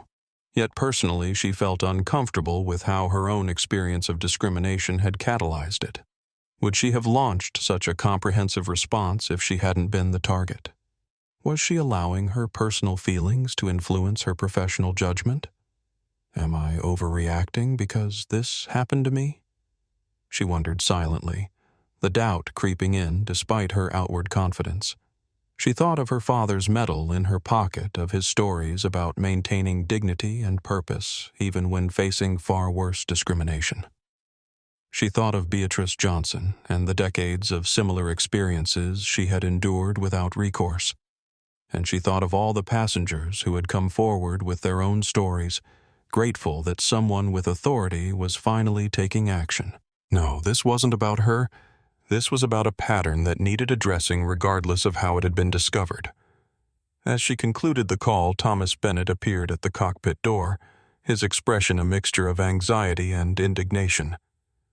Captain, the passengers are becoming increasingly agitated. Laura is having difficulty maintaining order. I'm not surprised, Dominique commented. When people witness injustice and then discover it's part of a pattern, they tend to react strongly. She turned to Captain Peterson. We have two options here, Captain. We can return to the gate where a full inspection team will board and likely delay this flight for hours, or you can authorize me to address the passengers, explain the situation, and conduct a preliminary inspection while we continue to Chicago where a more thorough investigation will take place. Peterson considered his limited options. And if I choose the second option, then I'll need your full cooperation and complete transparency, Dominique replied, starting with an acknowledgement of what happened and access to the crew briefing notes from this morning. The captain hesitated clearly, weighing professional self-preservation against the reality of his situation. Finally, he nodded. We'll proceed to Chicago. You'll have whatever you need. Wise choice, Dominique said, rising from her seat. Now I think it's time I address your passengers. As she prepared to leave the cockpit, First Officer James Wilson spoke quietly. Director Reynolds, there's something you should know. I've been documenting the route-based maintenance differentials for months. I can provide those records if they would be helpful to your investigation. Dominique looked at him with newfound appreciation. They would be extremely helpful, First Officer Wilson. Whistleblower protections would apply to you as well.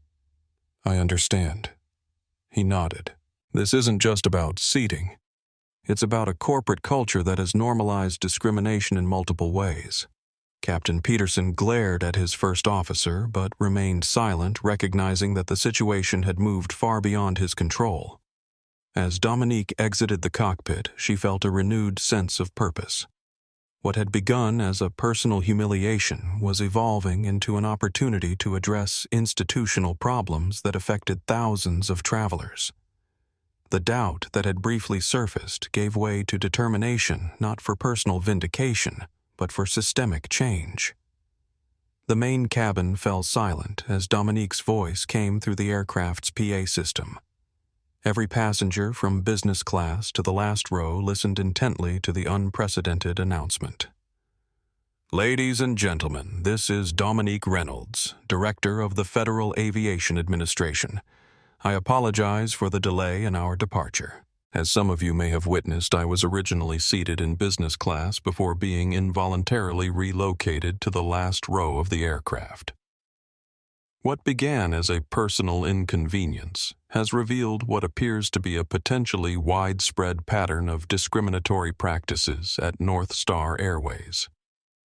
In the galley, Laura Wilson stood frozen, her face drained of color.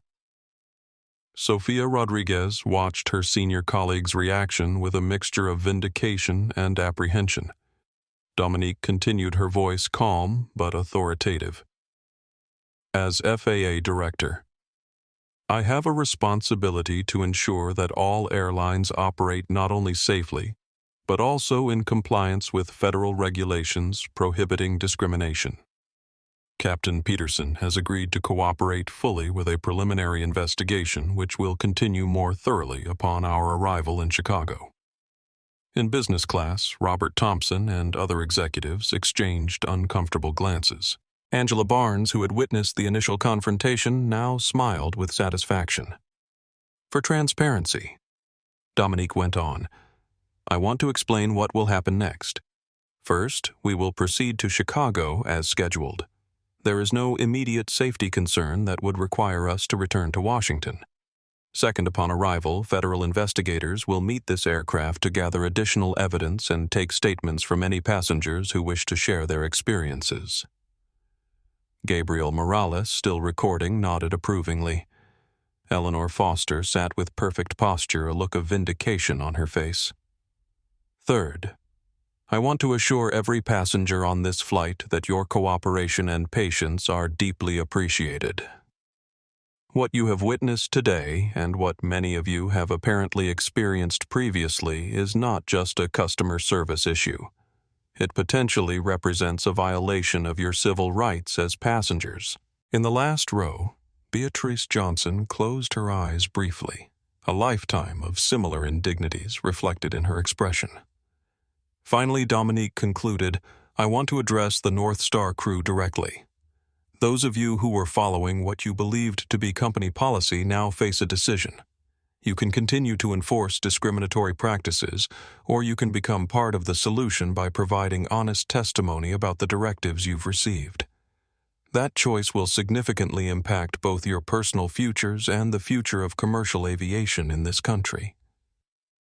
She paused for a moment before adding, Thank you for your attention. We should be departing shortly. As Dominique handed the microphone back to Captain Peterson, the cabin erupted in scattered applause led by Eleanor Foster and quickly joined by most of the economy passengers. Even a few business-class travelers participated, though others sat in uncomfortable silence. Thomas Bennett stood at the forward galley, visibly shaken. This is a disaster, he muttered to Laura. Parker is going to kill us. Parker is going to have much bigger problems, Laura replied grimly. Did you hear her mention federal investigators? This could bring down the entire airline. Sophia approached them cautiously. Maybe it should, she said quietly. You know this isn't right.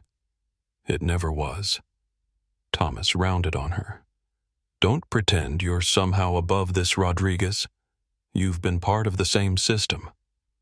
A system I questioned this very morning, Sophia countered. A system I'm now going to tell the truth about. Laura's eyes widened. You wouldn't dare. Watch me, Sophia replied, turning away from her colleagues and walking deliberately toward the rear of the aircraft where Dominique had reappeared from the cockpit. As Dominique made her way back through the cabin, passengers reached out, some offering words of support, others sharing brief accounts of their own experiences on NorthStar flights. She acknowledged each one respectfully, promising that their concerns would be addressed. Gabriel Morales stepped into the aisle as she passed. Director Reynolds Gabriel Morales with Travel Truth magazine.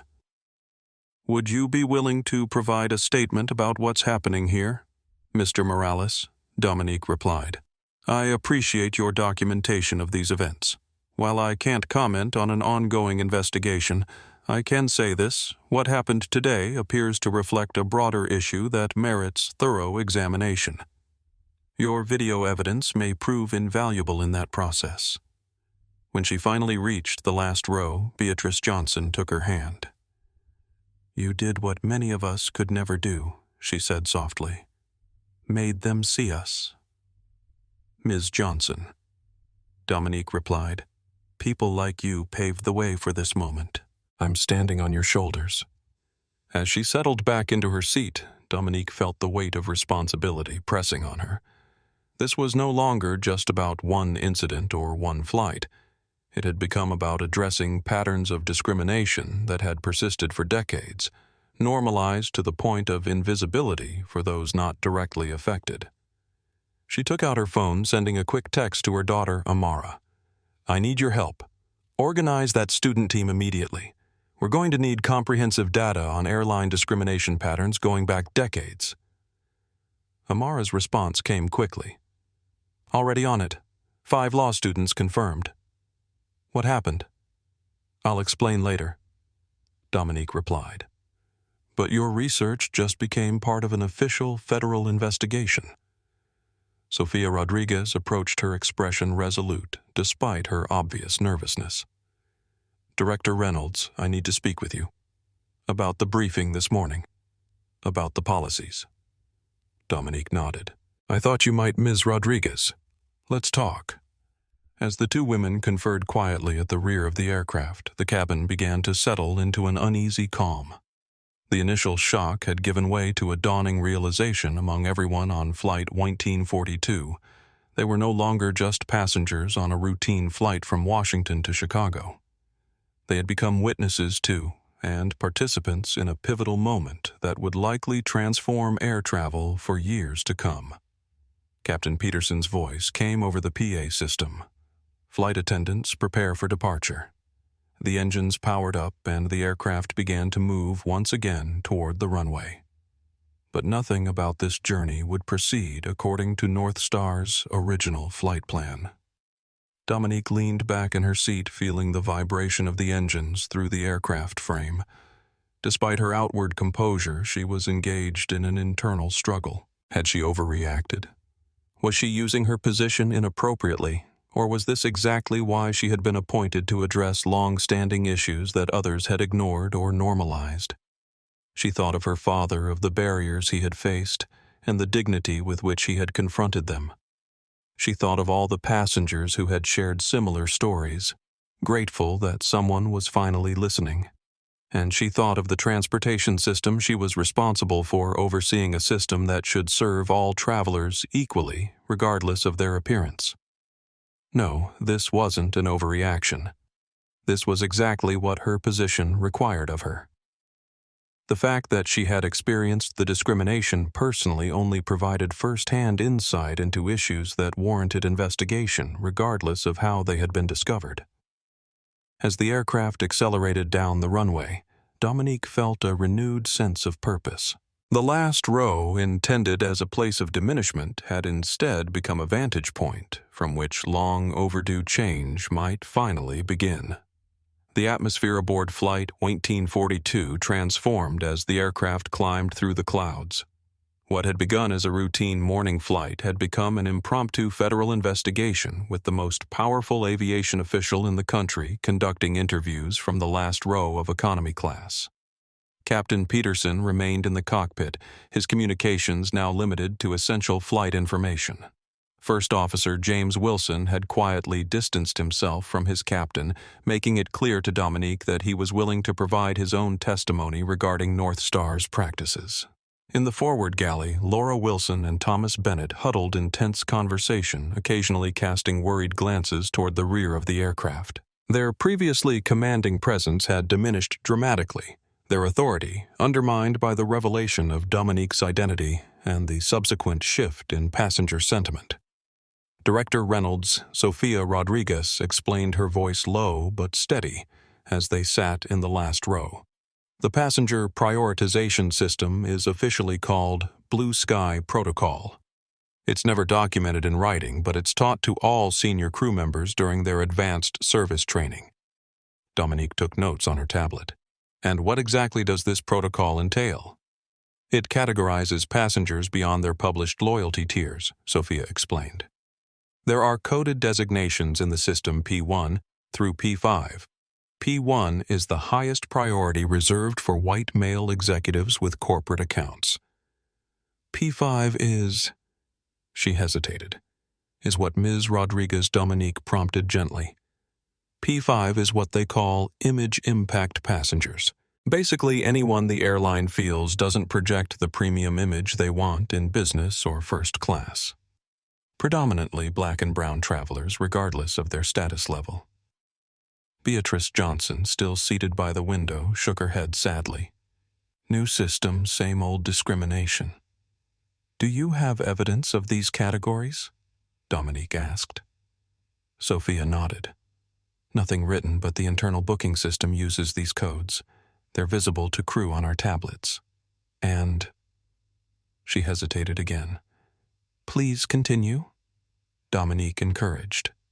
Your testimony is protected under federal whistleblower statutes. CEO William Parker personally reviews premium cabin manifests for certain routes, Sophia revealed. Chicago to Seattle is one of them. He's scheduled to be on the return flight this afternoon. He sends emails to crew supervisors when he feels the cabin demographics don't meet his expectations. Jeffrey Davis, who had been listening from his aisle seat, leaned forward. Director Reynolds. I'm an IT security consultant. If these codes exist in their system, a forensic examination would reveal them even if there's no written policy. An excellent point, Mr. Davis Dominique acknowledged.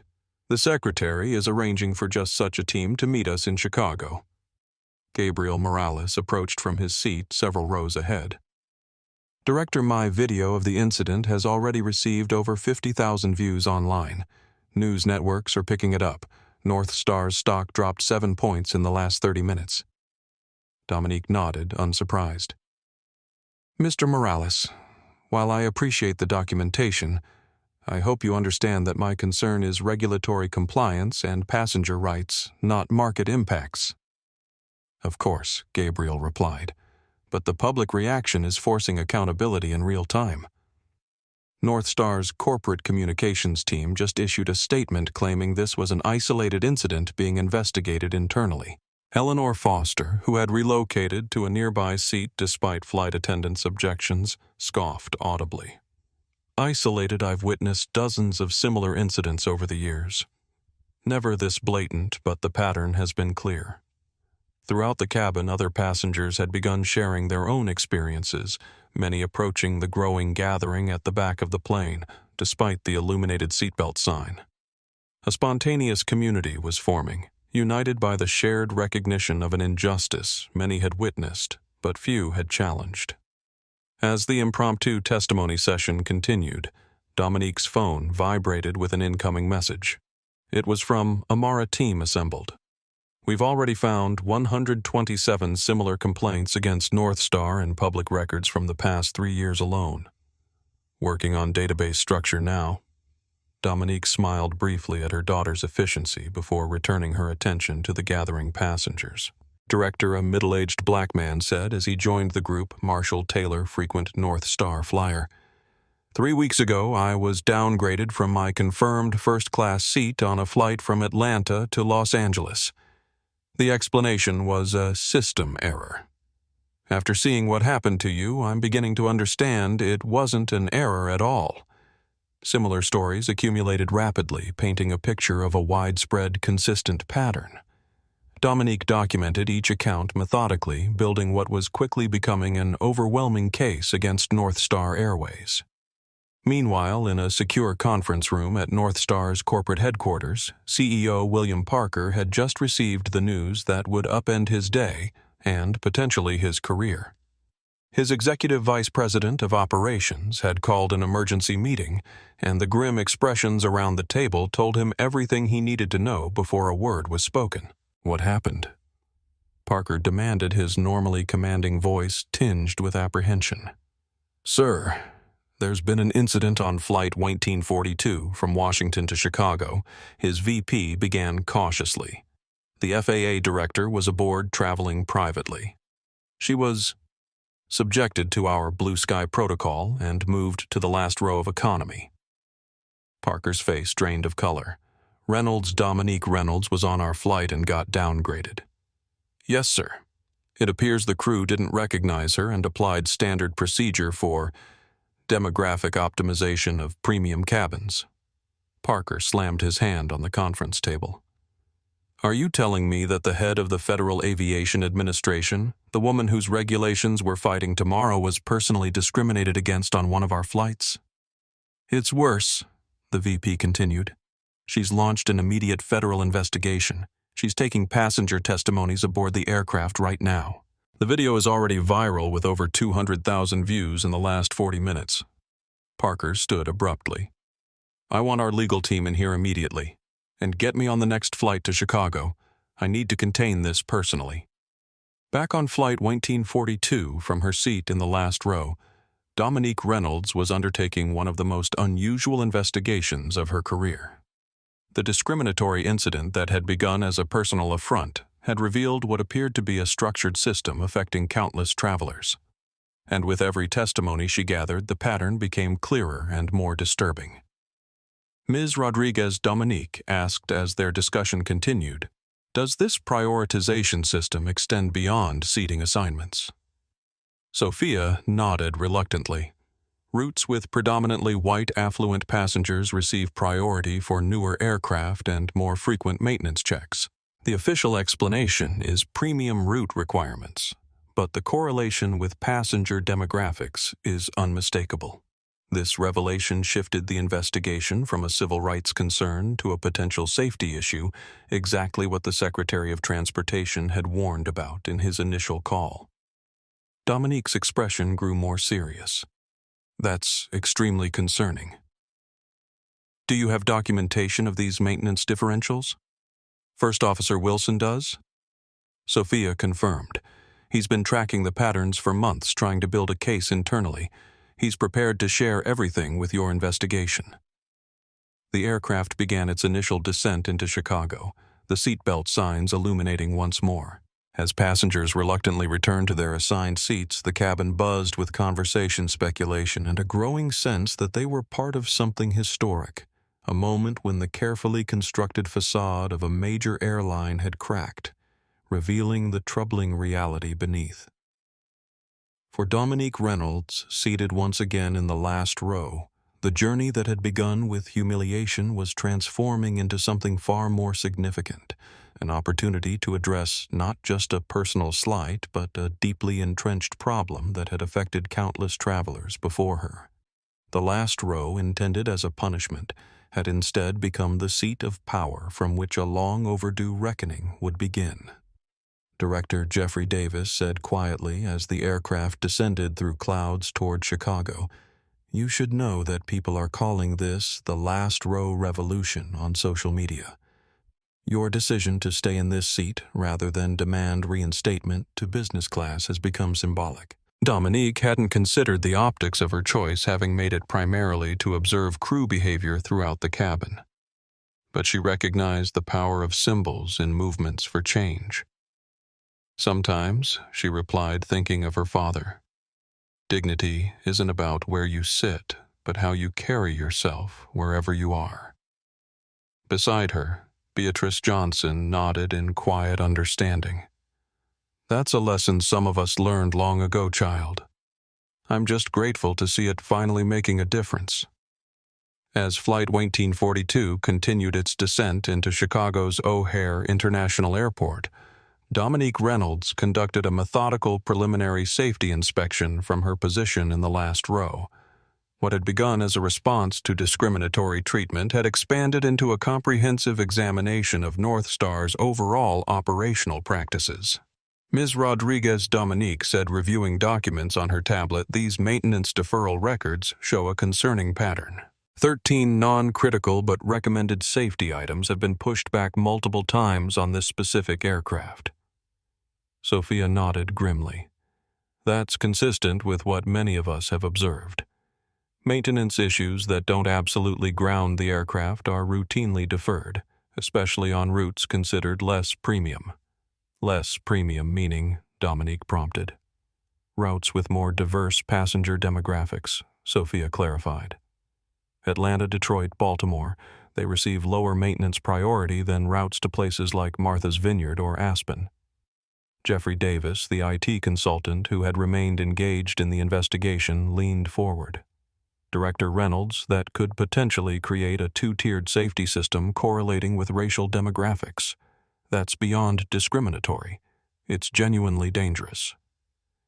Precisely my concern, Mr. Davis. Dominique agreed, making additional notes. From several rows ahead, a voice called out, "Director, I think there's something else you should know." The speaker was a middle-aged black man in a pilot's uniform who had been traveling as a passenger. "James Wilson, first officer, but not related to your flight crew. I'm deadheading back to Chicago." "Go ahead, First Officer Wilson," Dominique encouraged. "I've been with NorthStar for 11 years, he explained, moving to join their group. In the past 3 years under Parker's leadership, we've seen a steady erosion of what I'd call safety margins. Nothing that violates minimum standards, but a consistent push to operate at the very edge of those standards. Can you provide specific examples?" Dominique asked. Wilson nodded. "Fuel loads calculated at absolute minimums rather than comfortable margins. Maintenance items deferred to the maximum allowed time limits. Weather diversion decisions increasingly pushed to financial rather than safety considerations. And have these practices been applied uniformly across all routes?" Dominique pressed. "No," Wilson replied firmly. "Premium routes receive more conservative planning. The routes Parker considers less important, typically those serving more diverse communities, operate with tighter margins." Beatrice Johnson shook her head sadly. "So it's not just where they seat us, but how safely they fly us too." Dominique's expression remained professional, but her eyes revealed her growing concern. "First Officer Wilson, would you be willing to provide formal testimony to this effect?" "That's why I'm speaking up now," he confirmed. "Many of us have been uncomfortable with these trends, but the company culture strongly discourages raising concerns." Sophia Rodriguez nodded in agreement. "They call it operational efficiency, but the patterns are clear when you look at the data." Dominique reached for the aircraft's maintenance logbook, which Captain Peterson had reluctantly provided. The manual was supposed to document all safety checks, repairs, and maintenance deferrals. But as she flipped through it, she noticed discrepancies. "These entries don't match the electronic records you showed me," she noted, comparing the logbook to Sophia's tablet display. "They maintain 2 records," First Officer Wilson explained. "The paper logbook is what's shown during routine FAA inspections. The electronic system tracks what's actually happening with maintenance scheduling." "That's a serious violation," Dominique said, her concern deepening. "Falsifying maintenance records is a federal offense." The seatbelt sign illuminated as the aircraft descended through 10,000 feet. Captain Peterson's voice came over the PA system, notably terse. "Flight attendants, prepare the cabin for arrival." Laura Wilson moved through the aisle, her usual authority diminished by the circumstances. "Please return to your seats and fasten your seatbelts," she announced mechanically. As passengers complied, Dominique completed her notes and secured her tablet. "Ms. Rodriguez, First Officer Wilson, I'll need both of you to make yourselves available to federal investigators upon landing. Your testimony will be crucial." Of course, Sophia agreed. Whatever helps correct this situation. Beside Dominique, Beatrice Johnson fastened her seatbelt with practiced ease. In 67 years of flying, she remarked, "I never thought I'd see this day." someone with real power experiencing what the rest of us have endured silently for decades. Ms. Johnson, Dominique replied, "Your experiences and perspective are invaluable to this investigation. Would you be willing to provide a formal statement as well?" Beatrice smiled. "Child, I've been waiting my whole life to tell this story to someone who could actually do something about it." As the aircraft banked into its final approach, Dominique's phone vibrated with another message from Amara. Team has cross-referenced maintenance records with route demographics.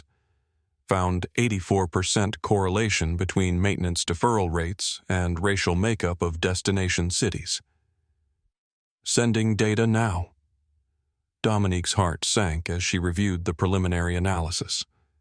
The correlation was too strong to be coincidental. What had begun as an investigation into discriminatory seating practices had revealed a potential safety issue that put thousands of passengers at risk daily. Her phone buzzed again with a call from Secretary Williams. "Director, I've assembled a multi-agency response team at O'Hare. FAA Safety Inspectors, DOT Civil Rights Division, and FBI Transportation Fraud Unit are all standing by. This has escalated well beyond what we initially suspected." "I'm not surprised," Dominique replied. "The evidence suggests a structured approach to discrimination that extends to safety practices. We'll need to consider grounding their fleet until a comprehensive inspection can be completed." "Understood. I've already prepared the emergency directive. It just needs your sign-off upon landing." The wheels touched down with a firm jolt, and Captain Peterson's voice returned. "Ladies and gentlemen, welcome to Chicago O'Hare International Airport. Local time is 11:17 a.m. Please remain seated with your seatbelts fastened until we reach the gate, and the seatbelt sign has been turned off." There was a notable absence of the usual welcomes and thanks in his announcement, a reflection of the unprecedented circumstances aboard Flight 1942. As the aircraft taxied toward the terminal, Dominique experienced a wave of self-doubt. Was she overreacting? Would grounding an entire airline affecting thousands of travelers and employees be seen as a disproportionate response to her personal experience of discrimination? She glanced at Beatrice Johnson, whose dignity in the face of decades of similar treatment provided perspective. She thought of First Officer Wilson and Sofia Rodriguez, risking their careers to expose practices they believed endangered passengers. And she remembered her father, who had fought for the right to fly in a country that questioned his very humanity. No, this wasn't an overreaction. This was her responsibility as FAA Director to ensure both safety and equity in the nation's air transportation system. The aircraft came to a stop at the gate, but the expected announcement permitting passengers to unfasten seatbelts and collect belongings didn't immediately follow. Instead, through the windows, passengers could see unusual activity on the jetway, individuals in dark suits and FAA windbreakers assembling. Finally, Captain Peterson's voice returned noticeably strained. "Ladies and gentlemen, we've been instructed to remain in position while federal officials board the aircraft. Please stay seated until further notice." Thomas Bennett approached from the forward cabin, his earlier confidence entirely evaporated. "Director Reynolds," he said, his voice barely above a whisper, "before the investigators come aboard. I'd like to speak with you privately." Dominique regarded him steadily. "Mr. Bennett, there is no privately at this point. Whatever you wish to say can be stated formally to investigators." "Please," he insisted. "I was following established protocols, but I never understood the full implications until today. I want to cooperate fully." "That's a wise decision," Dominique acknowledged. "And you'll have that opportunity very soon." The main cabin door opened and 3 FAA officials boarded, moving directly toward the rear, where Dominique waited. The lead investigator, a stern-faced woman in her 50s, approached with professional efficiency. "Director Reynolds," she said, "I'm Senior Investigator Helen Martinez. Secretary Williams has briefed us on the situation. We're prepared to begin the formal investigation." "Thank you," Investigator Martinez Dominique replied, rising from her seat. "I believe we've uncovered issues that go well beyond discriminatory seating practices. There are potentially serious safety implications that require immediate attention." Martinez nodded gravely. We've assembled a full team. FAA safety inspectors, DOT Civil Rights Division, and NTSB representatives are all standing by." As they spoke, the atmosphere in the cabin had grown increasingly tense. Passengers watched the exchange with rapt attention while NorthStar crew members stood rigid with apprehension. This was no longer simply about one passenger's experience or even one airline's policies. It had become about fundamental questions of equity, safety, and accountability in American commercial aviation. Dominique surveyed the cabin one last time before addressing Investigator Martinez. "Let's proceed. We have a lot of work to do." With that, the formal investigation of NorthStar Airways began, triggered by a simple act of discrimination, but now expanded into something far more consequential. For everyone aboard Flight 1342, the journey that had begun in Washington, D.C., had arrived at a destination none of them had anticipated. William Parker paced the confines of the executive conference room at NorthStar's O'Hare Operations Center, his normally composed demeanor fracturing with each update from his crisis management team. At 58, Parker had built his reputation as a ruthlessly efficient CEO who had transformed NorthStar from a struggling regional carrier into the nation's third-largest airline in just 7 years. "How the hell did Dominique Reynolds end up on one of our flights without us knowing?" he demanded, his voice sharp with barely contained fury. "And more importantly, how did our crew manage to downgrade the FAA Director to the last row?" Victoria Ramirez, NorthStar's chief legal officer, maintained her professional calm despite the escalating crisis. The booking was made through her personal frequent flyer account, not through official government channels. There was no flag in the system to identify her. And now we have federal investigators swarming our aircraft, our stock in freefall, and social media exploding with hashtags like #LastRowJustice and #GroundNorthStarParker, continued gesturing at the multiple screens displaying real-time coverage of the unfolding situation. "This is a catastrophe, people." The conference room door opened, and Jonathan Phillips, NorthStar's head of communications, entered with a grim expression. "Sir, we have a serious problem. Reynolds isn't just focusing on the seating incident. She's opened a broader investigation into our operational practices, including maintenance deferrals and route-based safety protocols." Parker froze mid-stride. "What exactly are you saying, Phillips?" "The blue sky documentation," Victoria Ramirez interjected quietly. "If they access those files, it's not just a PR crisis or even a civil rights issue. We're looking at potential criminal liability." The color drained from Parker's face. "Those protocols were approved by legal. You assured me they were carefully worded to avoid any explicit discrimination." Ramirez's expression remained carefully neutral. "They were worded to avoid explicit references to race or ethnicity, yes. But the correlation between our premium passenger profile categories and racial demographics is statistically undeniable. And if Reynolds has connected that to the maintenance prioritization matrix..." She let the implication hang in the air. Parker slammed his hand on the conference table. "I want every executive on site within the hour. No one speaks to federal investigators without legal present. Phillips, get our crisis communication plan activated, full transparency posture, complete cooperation. CEO taking personal responsibility for any misunderstandings or individual employee actions." Sir Phillips hesitated. "Social media is already flooded with passenger accounts from Flight 1342. Gabriel Morales' video has over 2 million views and is being picked up by major networks. The standard crisis playbook won't work here." "Then what do you suggest?" Parker demanded. "Full acknowledgement, immediate suspension of any policies that could be interpreted as discriminatory, and a comprehensive third-party audit," Phillips replied. "Anything less will be seen as inadequate." Parker's phone rang, the special line reserved for board members and major shareholders. He glanced at the display and grimaced. "It's Elizabeth Chandler." As CEO, Parker answered to NorthStar's board of directors, chaired by Elizabeth Chandler, a formidable executive known for her zero-tolerance approach to corporate scandals. Elizabeth Parker answered, forcing confidence into his voice. "I was just about to call you." The response was audible even to others in the room. "Save it, William. I'm on a video call with the entire board right now. You're on speaker." Parker swallowed hard, activating his phone's speaker function and placing it on the conference table. "I understand the situation looks concerning, but we're implementing our crisis response plan." This was clearly an isolated incident. "Stop right there," Chandler interrupted sharply. "We've all seen the video. We've all watched the passenger testimonials pouring in.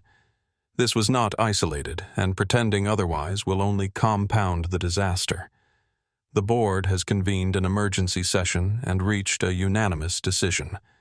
The conference room fell silent, every executive present understanding the gravity of those words. William Chandler continued, her voice steely. "You are hereby placed on administrative leave, effective immediately. NorthStar's Chief Operating Officer Lucia Hernandez will assume interim CEO responsibilities pending a complete investigation." Parker stood stunned. "Elizabeth, you can't be serious. In the middle of this crisis, it is precisely because of this crisis that we're taking this action." Chandler cut him off. "The board has lost confidence in your leadership. More importantly, from what we're seeing, your policies have potentially exposed this company to catastrophic legal and regulatory liability." "My policies were approved by this board," Parker protested.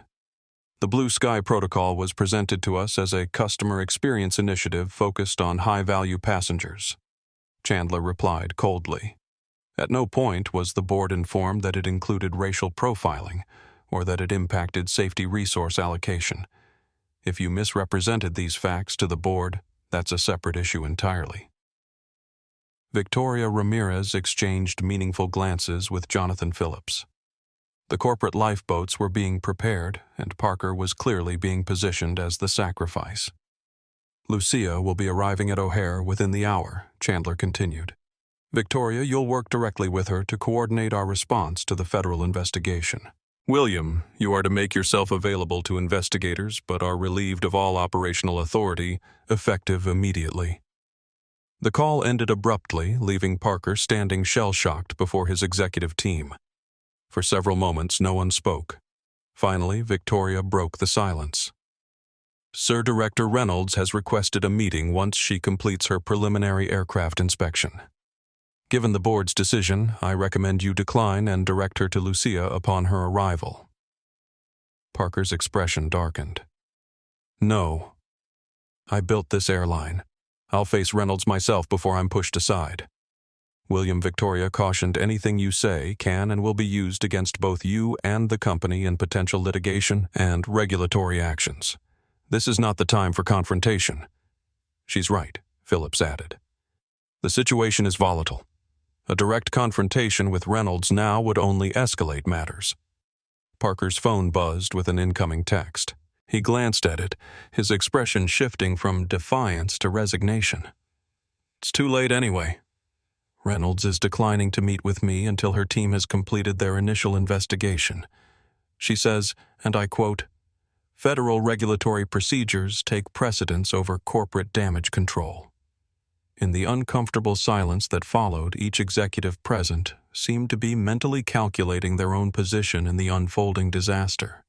Years of carefully constructed policies and practices designed to maximize profit while maintaining plausible deniability were unraveling in real time. Parker stared out the window at the tarmac where he could see Flight 11842 surrounded by federal vehicles. "You know what really burns me?" he said to no one in particular. "Tomorrow I was supposed to be arguing against her safety reforms as unnecessary and financially burdensome. Now she's got all the ammunition she needs to push them through, and worse. The maintenance protocols are our biggest vulnerability," Victoria noted. "If they prove a correlation between route demographics and safety resource allocation. I never authorized that Parker insisted rounding on his team. The Blue Sky Protocol was about customer demographics, not safety practices." Jonathan Phillips cleared his throat uncomfortably. "Sir, The operational matrices you approved last year explicitly prioritized resource allocation to premium routes. While race wasn't mentioned, the correlation between route categorization and passenger demographics is statistically significant. It will be viewed as a structured approach to discrimination that extended to safety practices, Victoria concluded grimly. And that crosses the line from civil penalties to potential criminal charges. Parker slumped into a chair, the full implications finally hitting home. So that's it. Reynolds walks onto one of our flights, gets moved to the back, and my entire career is over. Not necessarily. Victoria replied, her legal mind already working on containment strategies. If you take full responsibility, acknowledge the issues, and actively cooperate with reform measures, there's a path forward. Not as CEO, perhaps, but with your reputation partially intact. Before Parker could respond, the door opened again.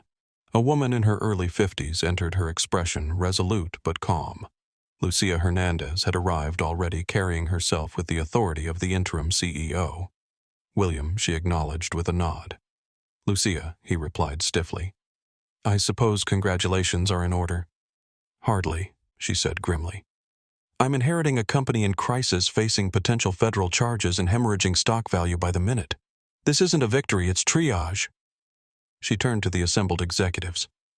I need everyone's full cooperation. No hiding documents, no deleting emails, no coordinating testimonies. Complete transparency is our only path forward. Parker rose, preparing to leave. You'll get no resistance from me, Lucia. But remember, these policies didn't develop in a vacuum. The board pushed for higher margins and we delivered them. Through methods that crossed ethical and potentially legal boundaries, Lucia replied firmly. That stops today, whatever the cost. As Parker gathered his belongings and headed for the door, he paused. Word of advice, Lucia. Don't underestimate Reynolds. She's not just pursuing this because she was personally affected. She's using this incident to drive her broader agenda for industry reform. Perhaps Lucia acknowledged, but that doesn't make her wrong. Parker had no response to that. He left the room in silence, his ambitious vision for NorthStar Airways crumbling behind him. Once the door closed, Lucia turned to the remaining team. We have approximately 20 minutes before I meet with federal investigators. I need complete honesty about what we're facing. Who has direct knowledge of the Blue Sky Protocol implementation and the maintenance prioritization matrices? Hands rose reluctantly around the table. The reckoning that had begun aboard Flight 1942 had now reached the executive suite, and there was no turning back. Outside the conference room windows, they could see the commotion at Gate C-17 where Flight 1942 had docked. Federal officials moved purposefully between the aircraft and the terminal, while a growing media presence gathered at the periphery. The NorthStar logo, prominently displayed throughout the concourse, suddenly seemed less like a corporate emblem and more like a target. For William Parker, watching from the corridor as he headed toward an uncertain future, the view represented the potential collapse of everything he had built, triggered by a single decision to remove Dominique Reynolds from her rightful seat. It was a decision that would echo not just through his career, but potentially through the entire commercial aviation industry. While William Parker grappled with the corporate fallout at O'Hare, a remarkable development was taking place aboard Flight 1942, still docked at the gate. What had begun as a disparate group of witnesses to discrimination had evolved into something more organized and purposeful. A spontaneous coalition of passengers united by their shared experience and determination to see meaningful change. Director Reynolds Eleanor Foster called from her seat as Dominique conferred with federal investigators. Many of us would like to coordinate our testimonies. We want to ensure nothing falls through the cracks. Dominique approached Eleanor, impressed by the elderly woman's initiative. That would be extremely helpful, Ms. Foster. Corroborating accounts strengthen the investigation significantly. I've been practicing law for 40 years. Angela Barnes offered joining them. I'd be happy to help organize statements and ensure they meet evidentiary standards. Gabriel Morales, still documenting developments, added, "My footage provides visual evidence, but I've also been collecting contact information from passengers willing to share their experiences on other NorthStar flights." Beatrice Johnson, who had remained in the last row throughout the commotion, spoke up. "This isn't just about today. Some of us have lived with this treatment our entire lives. That history matters too." Dominique nodded thoughtfully. "You're absolutely right, Ms. Johnson. The pattern over time is crucial to understanding the full scope of the issue." What emerged over the next 30 minutes, as federal investigators moved systematically through the aircraft collecting statements, was a remarkably diverse yet unified group of witnesses. Passengers from various backgrounds, ages, and professions found common purpose in documenting what they had observed, not just on Flight 1942, but across years of air travel experiences. Jeffrey Davis had created an impromptu digital repository using his laptop where passengers could record key details of their experiences. Angela Barnes helped structure these accounts to highlight legally relevant information. Eleanor Foster, drawing on her decades of NorthStar flights, provided historical context that revealed how discriminatory practices had evolved over time. Sophia Rodriguez, having made the difficult decision to become a whistleblower, provided critical insider perspective. "The Blue Sky Protocol isn't just about seating," she explained to a small group gathered near the mid-cabin galley. "It extends to meal service priorities, response times to call buttons, even how complimentary upgrades are distributed." "And you were trained in this officially?" Angela asked, taking careful notes. "Never in writing," Sophia clarified. "Always verbal instruction during training, with emphasis that these were unwritten professional standards expected of senior crew." First Officer James Wilson, who had been deadheading as a passenger, contributed his own observations about operational disparities. Routes with predominantly white affluent passengers received different treatment in everything from maintenance scheduling to delay management decisions. As the coalition grew and organized, Laura Wilson observed from the forward galley with increasing concern. "This is a coordinated attack on our airline," she whispered to Thomas Bennett. "They're building a class action case right in front of us." Thomas, whose earlier confidence had entirely evaporated, shook his head. "No, Laura. They're documenting what we've been doing all along. There's a difference." The distinction wasn't lost on Laura, whose expression reflected a dawning recognition of her own complicity. After a moment of internal struggle, she straightened her uniform and approached investigator Helen Martinez. "I'd like to provide a statement," she said quietly, "about the pre-flight briefing and the directives we received from executive leadership." Martinez nodded, gesturing to a colleague to record Laura's testimony. "That would be very helpful, Ms. Wilson." Near the rear of the aircraft, Beatrice Johnson had become a focal point for older passengers, sharing decades of similar experiences. Her dignified bearing and articulate recounting of historical discrimination in air travel created a powerful narrative thread connecting past injustices to present practices. In 1962, she told the group gathered around her, "I was removed from a first-class seat despite having a valid ticket." The explanation then was passenger comfort concerns. Today they call it a verification issue, or system error. The words change, but the intent remains the same. Gabriel Morales, recording this testimony with Beatrice's permission, asked, "What gives you hope that this time will be different?" Beatrice gestured toward Dominique, who was conferring with investigators near the front of the cabin. "Because for once the person experiencing the discrimination has the power to change the system. That's never happened before." Dominique, overhearing this exchange, felt a wave of emotion that threatened her professional composure. The weight of responsibility, not just as a regulator, but as someone carrying the hopes of generations who had faced similar discrimination, pressed heavily on her shoulders. "Am I the right person for this moment?" she wondered silently. "Can I truly do justice to all these experiences?" Her phone buzzed with a text from Amara. "Mom, we've compiled testimonies from 47 former NorthStar employees. They all confirm structured discrimination in training and operations. You're not alone in this fight. The message came at exactly the right moment, reminding Dominique that this wasn't about her bearing the burden alone. It was about catalyzing a collective response to long-standing injustice. As the preliminary investigation continued, passengers who might normally have been impatient to deplane instead remained seated, contributing to what had become a remarkable collective testimonial. The shared purpose transcended the inconvenience, creating an atmosphere of solidarity that crossed demographic lines. Captain Peterson emerged briefly from the cockpit, surveying the scene with evident discomfort before approaching Dominique. "Director Reynolds," he said stiffly, "I've received communication from NorthStar Operations. Interim CEO Lucia Hernandez is en route to O'Hare and requests to meet with you upon arrival." Interim CEO Dominique questioned.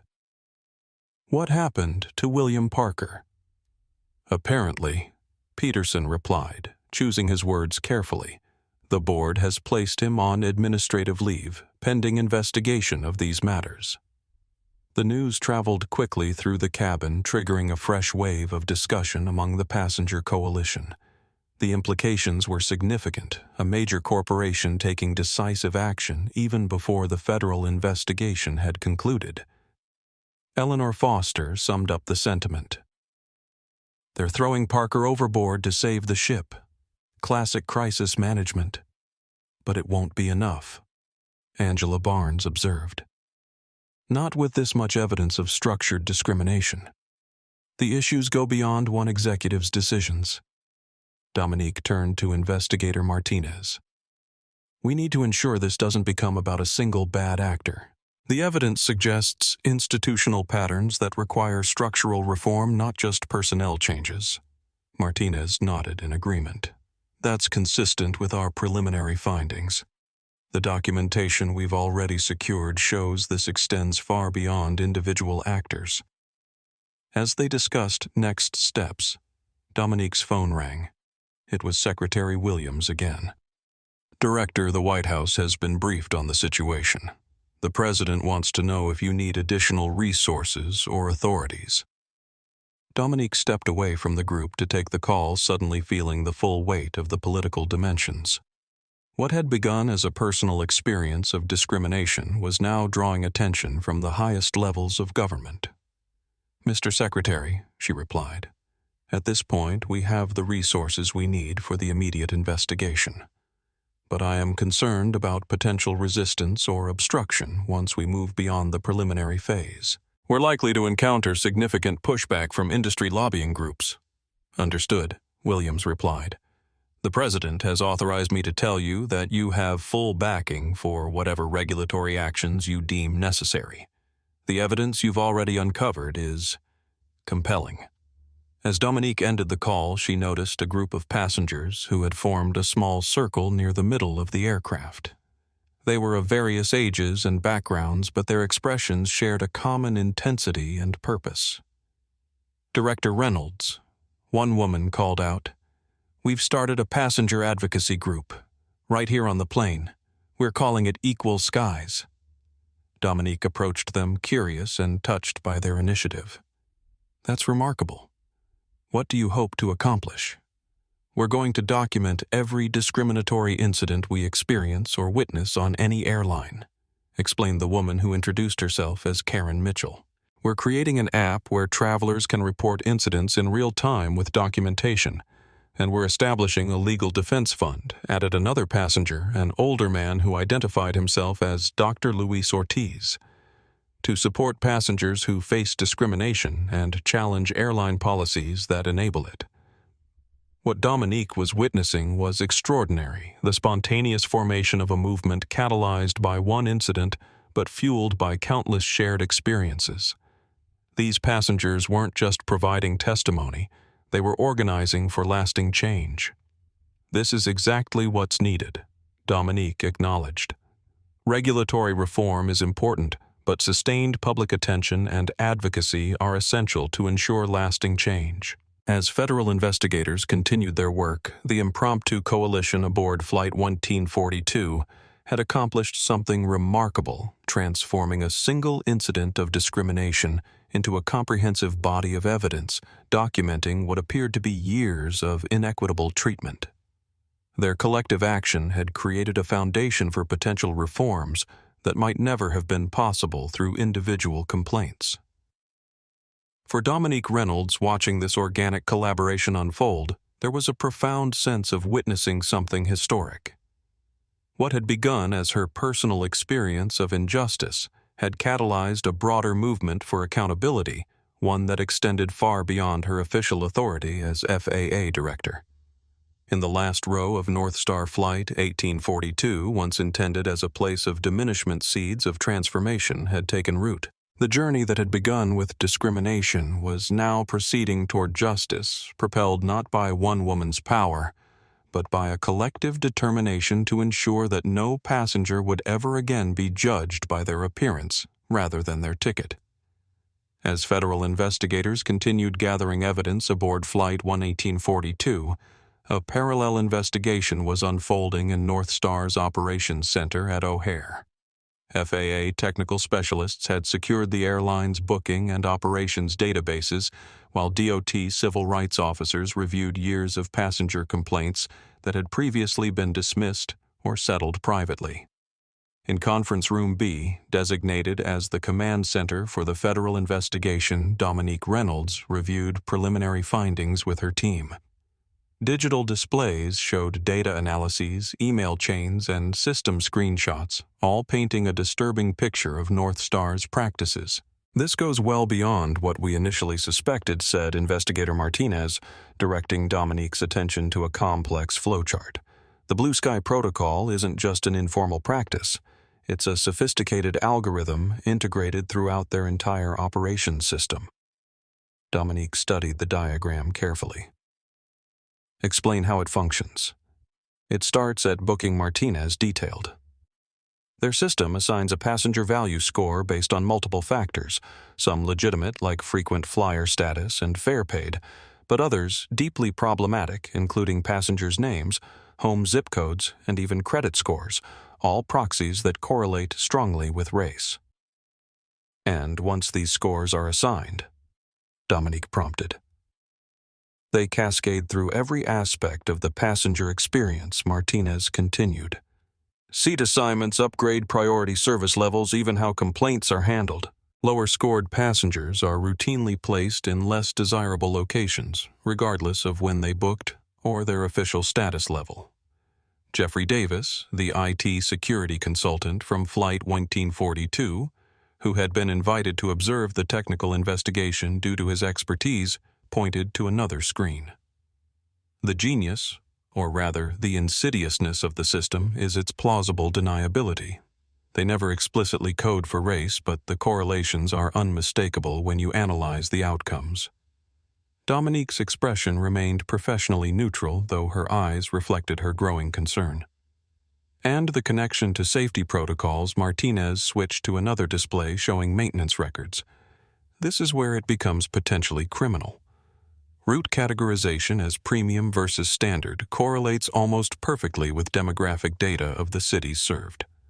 Premium routes receive priority maintenance, more conservative safety margins, and newer aircraft, while standard routes operate at minimum required safety levels," Dominique concluded. "Exactly," Martinez confirmed. "Nothing that violates absolute minimum standards, but a clear pattern of providing enhanced safety margins to routes serving predominantly white, affluent communities." Inside, Dominique felt a cold anger building, not just at the discrimination which she had personally experienced, but at the casual endangerment of passengers based on their demographic profiles. As a regulator responsible for aviation safety, this revelation struck at the core of her professional mission. She was about to respond when her phone vibrated with an incoming message. It was from Amara Mom. "We've completed our analysis of the 2,783 passenger complaints. 91% of downgrade incidents involved passengers of color. The pattern is statistically impossible to attribute to chance." "Sharing data now." Dominique nodded at the confirmation of what they were already uncovering. Her daughter and the law student team had provided valuable independent verification. We have enough evidence to proceed with formal enforcement actions, she told Martinez. I want to prepare emergency orders requiring immediate corrective actions. The conference room door opened, and Victoria Ramirez NorthStar's chief legal officer entered alongside a woman Dominique recognized as Lucia Hernandez, the airline's newly appointed interim CEO. Director Reynolds Hernandez began her tone respectful but direct. I understand you're conducting a thorough investigation, and NorthStar pledges complete cooperation. However, I feel it's important that I provide some context for what you're seeing. Dominique regarded her steadily. I'm listening, Ms. Hernandez. The systems being examined were implemented under William Parker's leadership, Hernandez explained. Many of us in operations raised concerns about potential discriminatory impacts, but those concerns were consistently dismissed as unnecessary social considerations that distracted from market-driven business decisions. You're distancing yourself and the company from Parker, Dominique observed. I'm providing factual context, Hernandez countered. The board has authorized me to take immediate corrective action, including suspending all aspects of the Blue Sky Protocol and initiating an independent third-party audit of our operations. Victoria Ramirez added, We're also prepared to settle any legitimate claims resulting from these practices and to work with regulatory authorities on appropriate remedial measures. That's commendable, Dominique acknowledged, but it doesn't address the fundamental issues that allowed these practices to become embedded in your operations, nor does it mitigate potential regulatory violations that may have occurred. Before Hernandez could respond, an FAA data analyst entered the room with a tablet displaying an urgent finding. Director Reynolds, we've discovered something significant in their internal communications. There's an email chain from 3 years ago when these protocols were being implemented. Dominique reviewed the emails, her expression hardening as she read. This is explicit acknowledgement of the demographic impact. Parker writes, and I quote, The optics of cabin composition matter to our premium customers. The algorithm achieves the desired passenger distribution without explicit criteria that could create liability. Hernandez winced visibly. I was not privy to those communications. Perhaps not, Dominique conceded, but they existed within your corporate culture. That's the larger issue we're addressing here. The conversation was interrupted by another analyst entering with fresh findings. Director, we've completed the initial analysis of passenger manifest data across all NorthStar routes for the past 6 months. The correlation between passenger placement and racial demographics is statistically significant with a p-value of less than 0.01. This could not have occurred by chance. For several moments, the room was silent as the implications settled. This was no longer about individual actions or isolated incidents. It was evidence of a comprehensive, structured approach to discrimination that permeated an entire airline's operations. Victoria Ramirez broke the silence. Director Reynolds, given these findings, what regulatory actions should NorthStar anticipate? That will depend on the full investigation, Dominique replied evenly. But at minimum expect significant civil penalties, mandatory oversight, and potential review of your operating certificate. The safety implications alone warrant the most serious response. Lucia Hernandez straightened her posture, seeming to come to a decision. Then let me be proactive. As of this moment, I'm grounding all NorthStar flights until we can verify that safety protocols are being applied uniformly across our network. I'm also suspending every executive who had direct involvement in implementing these systems. The declaration was bold, potentially costing the airline millions in immediate losses, but demonstrating a commitment to addressing the issues comprehensively. That's a significant step, Dominique acknowledged. But it still doesn't address the passengers who have been affected by these practices potentially for years. I have a proposal for that as well, Hernandez offered. A passenger equity commission with real authority to review and reform all customer-facing policies. And I'd like to invite Ms. Beatrice Johnson from your flight to serve as its honorary chairperson if she's willing. The suggestion caught Dominique by surprise. "You know about Ms. Johnson?" "Everyone in the industry knows about her by now," Hernandez explained. "Gabriel Morales' video interview with her has gone viral. Her perspective spanning decades of air travel would be invaluable to meaningful reform." Just then, Dominique's phone buzzed with an urgent notification. She glanced down to see a news alert breaking multiple airlines suspending passenger prioritization systems, following NorthStar revelations. She looked up, meeting Hernandez's gaze. It appears the impact of this investigation is already extending beyond NorthStar. 5 other major carriers have just announced they're suspending similar practices.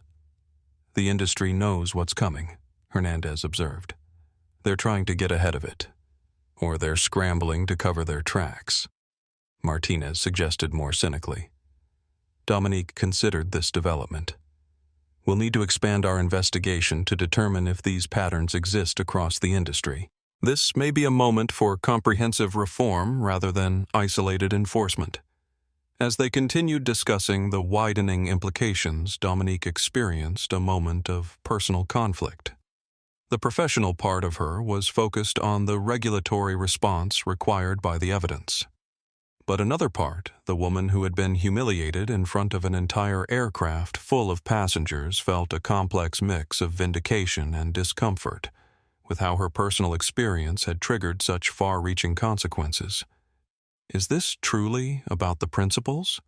Or am I driving this because of what happened to me? She wondered silently, the doubt briefly clouding her certainty. Her phone buzzed again. A text from her father's old friend and fellow Tuskegee Airman Richard Coleman Joseph would be so proud of you today. You're fighting the battle he always hoped someone would. The message struck a deep chord, reminding Dominique that this wasn't about personal vindication. It was about addressing patterns of inequity that had persisted for generations, affecting countless travelers who lacked the position or platform to challenge them effectively. With renewed clarity, she turned back to the investigation team. "Let's proceed methodically.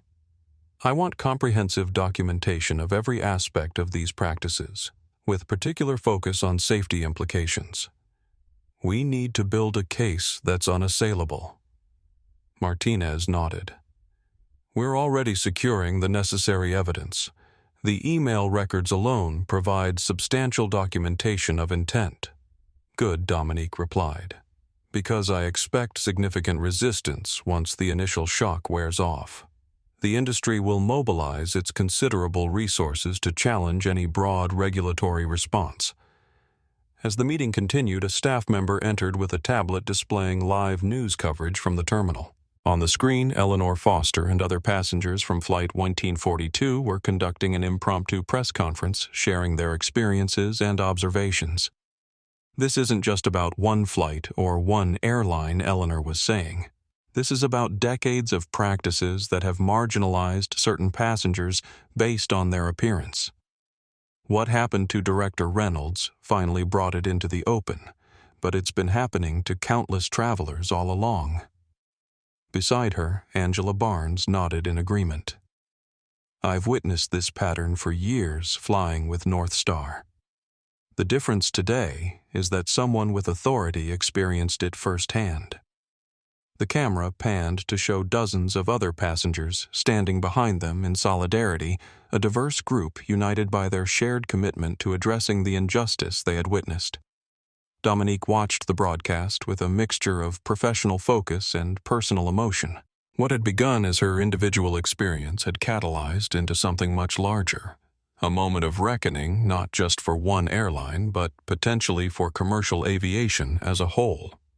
Director Reynolds Lucia Hernandez said quietly, drawing her attention back to the immediate situation, "I recognize that no corporate response can undo the harm these practices have caused, but I am committed to ensuring that NorthStar emerges from this crisis as a model for equity in air travel. I would welcome your guidance in that process." Dominique considered the offer carefully. "Ms. Hernandez, my role as FAA Director requires regulatory impartiality. I cannot personally advise NorthStar on its reforms." However, she gestured toward the screen showing the passenger coalition. It appears you have a group of highly qualified and motivated individuals already willing to help guide that transformation. As the meeting continued, the scope of what was unfolding became increasingly clear. The system that had been exposed went beyond isolated incidents or even company-wide practices. It reflected deeper patterns of discrimination that had been normalized within the industry. Addressing it would require not just corporate penalties or individual accountability, but fundamental structural change. For Dominique Reynolds, who had entered NorthStar Flight 1842 as just another passenger that morning, the journey had expanded far beyond her personal experience. It had become about using her position to ensure that the discrimination she had faced would serve as a catalyst for lasting reform, a transformation that would benefit countless travelers who had previously endured similar treatment without recourse. The investigation was just beginning, but already its impact was reverberating throughout the aviation industry and beyond. What had started in Seat 4C and continued to the last row was now poised to change how millions of passengers would experience air travel in the future. The terminal at O'Hare International Airport buzzed with unprecedented activity as federal investigators, airline executives, media representatives, and passengers from Flight 1842 converged in an unfolding drama that had captured national attention. 3 hours had passed since the aircraft's arrival, yet the repercussions continued to expand in scope and significance. Dominique Reynolds stood at the center of Conference Room A, now designated as the coordination hub for the multi-agency investigation. Around her, representatives from the FAA Department of Transportation Civil Rights Division of the Justice Department and NTSB worked with focused intensity building what was rapidly becoming one of the most comprehensive investigations in commercial aviation history. Director Reynolds called Senior Investigator Martinez, approaching with a tablet.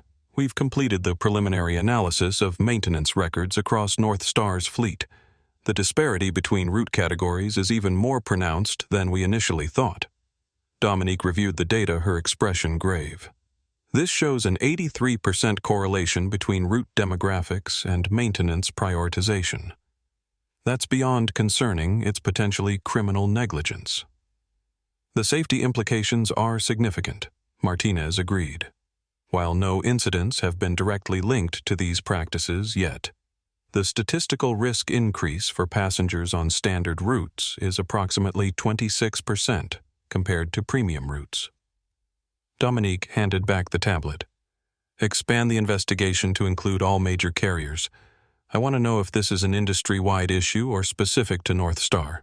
As Martinez departed to implement the directive, Victoria Ramirez entered the room, her typically composed demeanor showing signs of strain. "Director Reynolds William Parker is insisting on speaking with you directly. He's rejected counsel's advice and claims he can explain the context behind the systems you're investigating." Dominique felt a flicker of reluctance.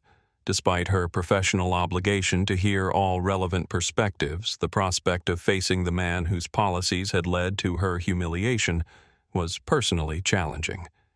She took a moment to center herself, remembering that this was not about her feelings, but about her responsibility as FAA Director. "Very well," she replied after a moment's consideration. "I'll meet with him, but only with investigators present and on record. This isn't a private conversation." "He's waiting in Conference Room C," Victoria informed her. "Interim CEO Hernandez has also requested to be present." "That's appropriate." Dominique nodded. "Let's proceed." As they moved through the terminal's administrative corridor, they passed a large window overlooking the concourse. Below, an extraordinary scene was unfolding. The passengers from Flight 1842, still largely together as a group, had been joined by travelers from other flights who had heard about the situation. What had begun as a small coalition had expanded into something resembling a movement, with Eleanor Foster and Beatrice Johnson at its center, sharing their experiences with a growing audience. In Conference Room C, William Parker sat alone at the table, his normally immaculate appearance showing signs of hasty preparation. When Dominique entered, followed by Lucia Hernandez and 2 federal investigators, He stood abruptly. Director Reynolds. He began without preamble. This situation has been grossly mischaracterized. The systems you're investigating were designed to optimize customer experience, not to discriminate. Dominique took a seat across from him, her demeanor professional but unyielding. Mr. Parker, I've reviewed the email chains in which you explicitly discussed the demographic impacts of these systems. Let's not waste time with narratives that contradict documented evidence. Parker's confident facade faltered momentarily before he regained composure. Those communications are being taken out of context. The Blue Sky Protocol was about creating appropriate cabin environments for our premium customers who have certain expectations. And those expectations included racial homogeneity. Dominique finished for him, her voice steady. Your own words, Mr. Parker, in an email dated March 17, 2021. The premium cabin environment must reflect the aesthetic preferences of our highest value customers. That's not, Parker began. You continued, Dominique pressed, consulting her notes. The algorithm achieves the desired passenger distribution without explicit criteria that could create liability. That appears to acknowledge both the intent and the deliberate obfuscation of that intent. Parker glanced at Victoria Ramirez, who remained expressionless, offering no assistance. Lucia Hernandez sat with her arms folded, physically distancing herself from her predecessor. What exactly do you want? Director Reynolds Parker finally asked, his tone shifting from defensive to calculating. NorthStar is a valuable transportation asset. Grounding our fleet or imposing excessive penalties doesn't serve the public interest. What I want, Mr. Parker, is irrelevant, Dominique replied evenly. What matters are the Federal Aviation Regulations and civil rights laws that appear to have been violated under your leadership. The consequences will follow established regulatory and legal protocols. Parker leaned forward, his composure slipping further. Let's be honest here. This is personal for you. You experienced one uncomfortable incident on one flight, and now you're using your position to dismantle an entire airline. The accusation struck a nerve. It was the same doubt Dominique had wrestled with internally, whether her personal experience was unduly influencing her professional judgment. But hearing it from Parker, clearly as a tactical move, crystallized something for her. Mr. Parker, she replied, her voice taking on a new edge. What I experienced this morning was not simply uncomfortable, it was discriminatory. But you're mistaken if you think this investigation is driven by personal vindication. Had I received reports of these practices without experiencing them firsthand, I would have pursued them with equal vigor. She gestured to the documentation spread across the table. The evidence speaks for itself. What we've uncovered is a structured approach to passenger discrimination that appears to extend to safety practices. That's not a personal grievance. It's a serious regulatory concern. Parker's expression hardened, a flash of anger breaking through his professional veneer. You know what the real problem is, Reynolds? You're overreaching. The FAA should stick to safety oversight, not social engineering. These reforms you're pushing both now and in your broader agenda are going to cripple this industry financially. Safety and equity are not separate issues, Mr. Parker, Dominique countered.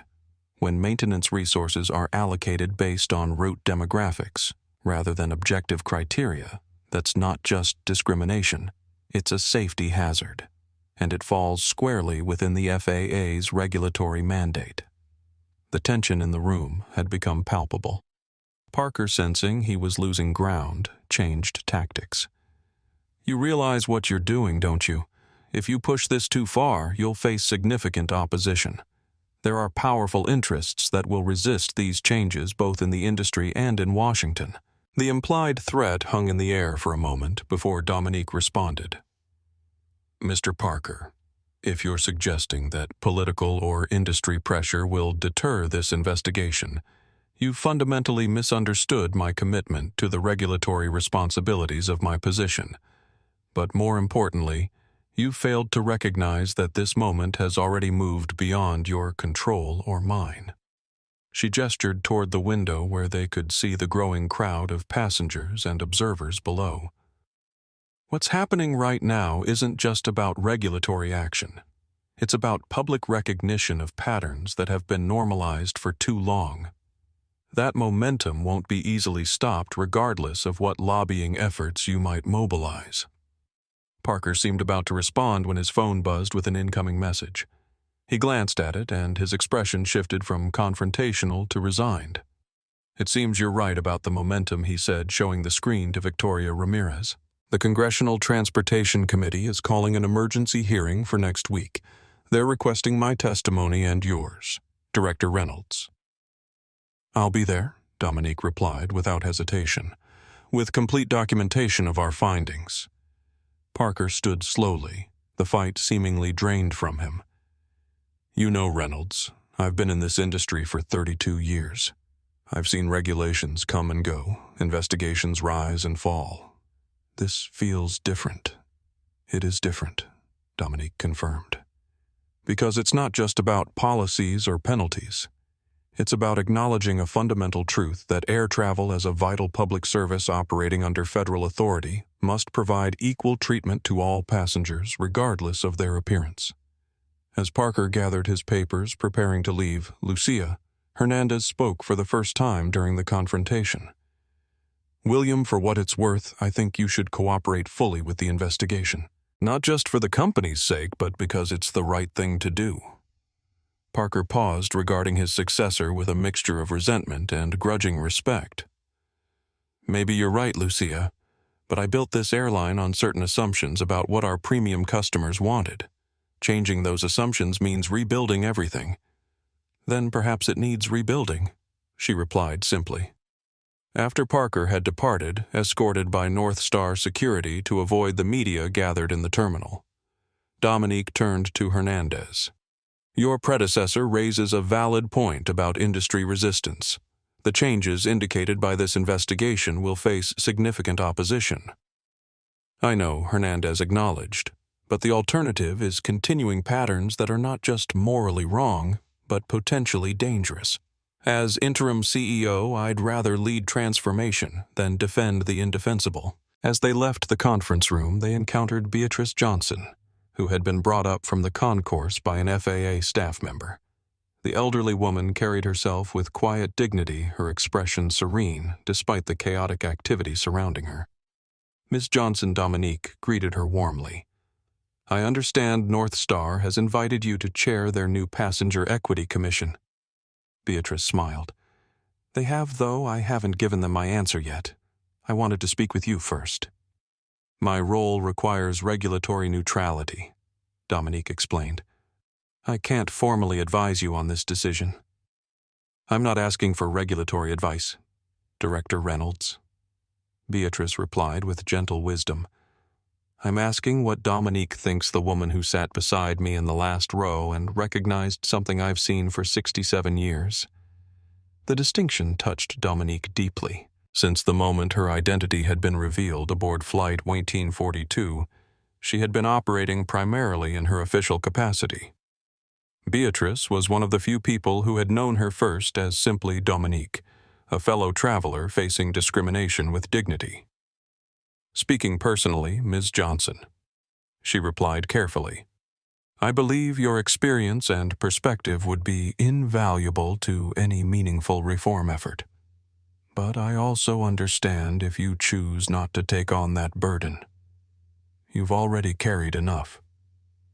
Beatrice considered this for a moment before responding.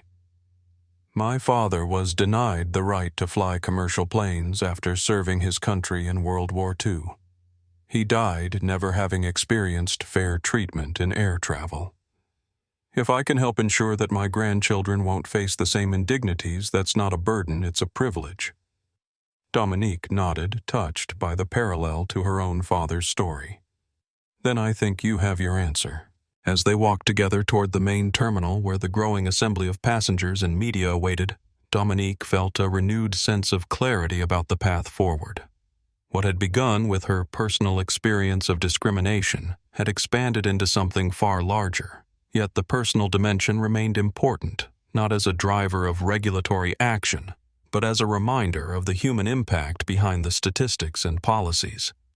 The confrontation with Parker had confirmed what she already knew, that meaningful change would face significant resistance from entrenched interests. But it had also revealed something more hopeful, that the momentum for reform had already grown beyond what any single corporation or lobbying effort could contain. As they approached the gathered crowd, cameras turned toward them, and a hush fell over the terminal. This was no longer just a regulatory matter, it had become a public reckoning that demanded transparency. For Dominique Reynolds, the journey that had begun in Seat 4C and continued to the last row was now moving toward a new destination, one that promised not just individual accountability, but structural reform that would benefit millions of travelers for years to come. The scene at O'Hare International Airport's Terminal 3 had evolved into something unprecedented in commercial aviation history. What had begun as a single act of discrimination aboard Flight 1942 had catalyzed a remarkable convergence of federal authorities, corporate executives, and ordinary passengers united in confronting long-standing patterns of inequality in air travel. Director Reynolds called a CNN reporter as Dominique moved through the concourse with Lucia Hernandez and federal investigators. Is the FAA considering revoking NorthStar's operating certificate? Before Dominique could respond, another journalist pressed forward. Ms. Hernandez, will NorthStar be filing for bankruptcy protection given the fleet grounding and potential penalties? Dominique raised a hand, silencing the barrage of questions. We'll be holding a formal press conference in 30 minutes. Until then, our focus remains on the investigation and addressing the immediate concerns of affected passengers. As they proceeded toward the designated briefing area, Gabriel Morales approached, still documenting the unfolding events. Director Reynolds, your decision to move this entire process into the public terminal rather than behind closed doors in corporate offices seems deliberate. Can you speak to that choice? This question, more insightful than the others, gave Dominique pause. Mr. Morales' transparency is essential in addressing issues that have been hidden by design for too long. The passengers who experience this discrimination deserve to witness the accountability process firsthand. Near the international arrivals area, a space had been transformed into an impromptu command center. Digital screens displayed flight information, investigation updates, and social media trends where #LastRowJustice and #ReynoldsReform were now trending nationally. Eleanor Foster approached with a tablet. Director, we've organized the passenger testimonials by category and date. The patterns are remarkably consistent across years and routes. Thank you, Ms. Foster, Dominique acknowledged. Your leadership in coordinating these accounts has been invaluable. At that moment, William Parker reappeared, having evaded his security escort. His earlier defensive demeanor had hardened into something more confrontational. Behind him followed several men in expensive suits, industry lobbyists who had apparently been summoned for emergency support. Director Reynolds. He called loudly enough for nearby journalists to hear. This public spectacle is unprofessional and potentially damaging to an essential transportation provider. These matters should be addressed through proper regulatory channels, not trial by media. A hush fell over the immediate area as all eyes turned to Dominique. The confrontation that many had been anticipating had finally materialized, with Parker clearly attempting to regain control of the narrative.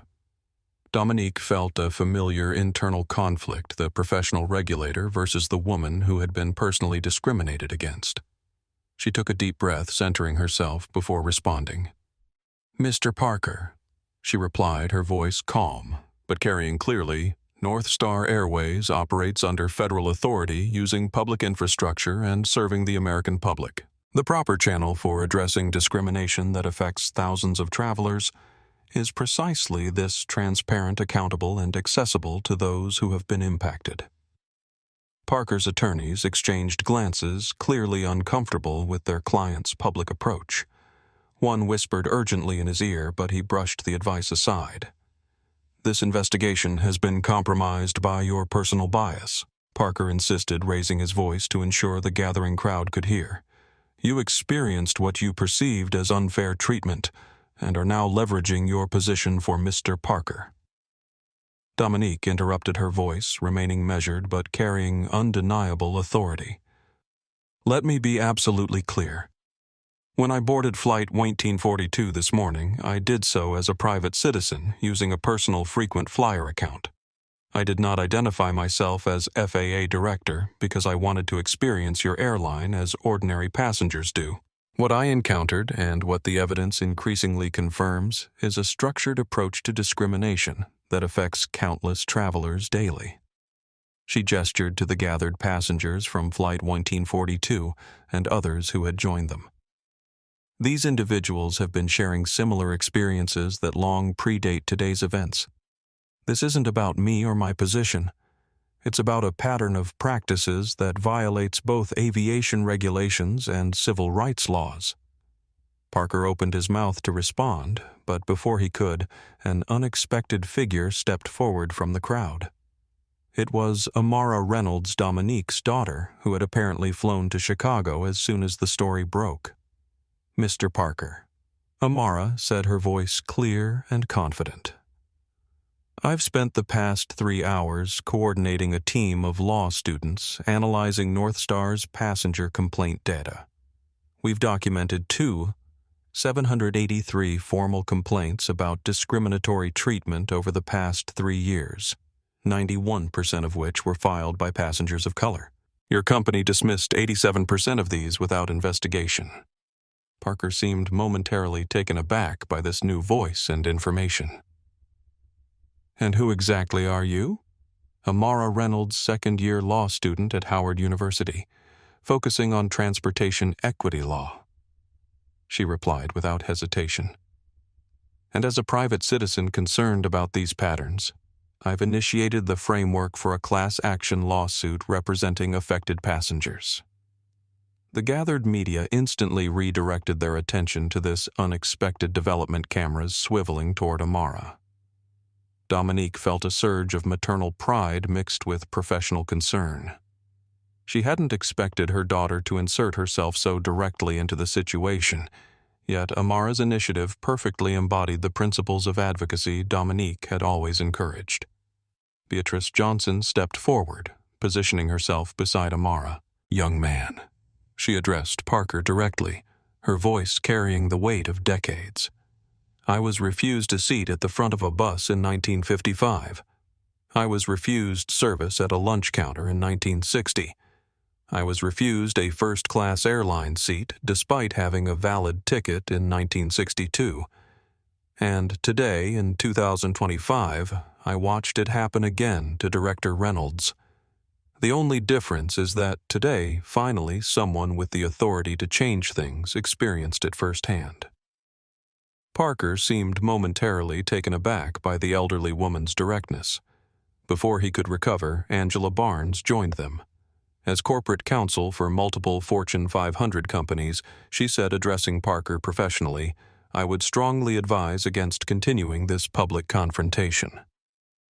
The evidence being gathered, which I've reviewed as a voluntary advisor to the Passenger Coalition, appears to establish clear patterns of discriminatory practices that would be difficult to defend in either regulatory proceedings or civil litigation." Parker's own attorneys nodded in reluctant agreement, one of them tugging at his sleeve in an attempt to end the increasingly disadvantageous exchange.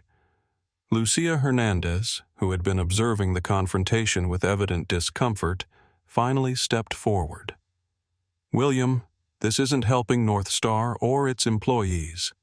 The board has made its decision. The evidence speaks for itself. It's time to step back and let the investigation proceed properly." For a moment, Parker seemed poised to continue his protest. Then, perhaps finally recognizing the futility of his position, he nodded curtly to his attorneys and allowed them to lead him away from the gathering. As he departed, a spontaneous murmur of approval rippled through the assembled passengers and onlookers. It wasn't celebration so much as collective relief, a shared acknowledgement that accountability was finally taking precedence over corporate protection. Dominique turned to address the broader group. "In 30 minutes, we'll hold a formal briefing in Conference Room D, which has been opened to accommodate media and interested parties. Federal investigators will provide a preliminary overview of findings, and NorthStar leadership will outline immediate corrective actions. She glanced at her watch. Until then, I need to confer with the investigation team to ensure we're presenting accurate and comprehensive information. As the crowd began to disperse, Dominique found herself face to face with her daughter. "Amara," she said quietly, "I didn't expect to see you here." "Did you really think I wouldn't come?" Amara replied. "When I saw that video of you being escorted to the last row, I knew I needed to be here, not just as your daughter, but as someone committed to the same principles you've always taught me."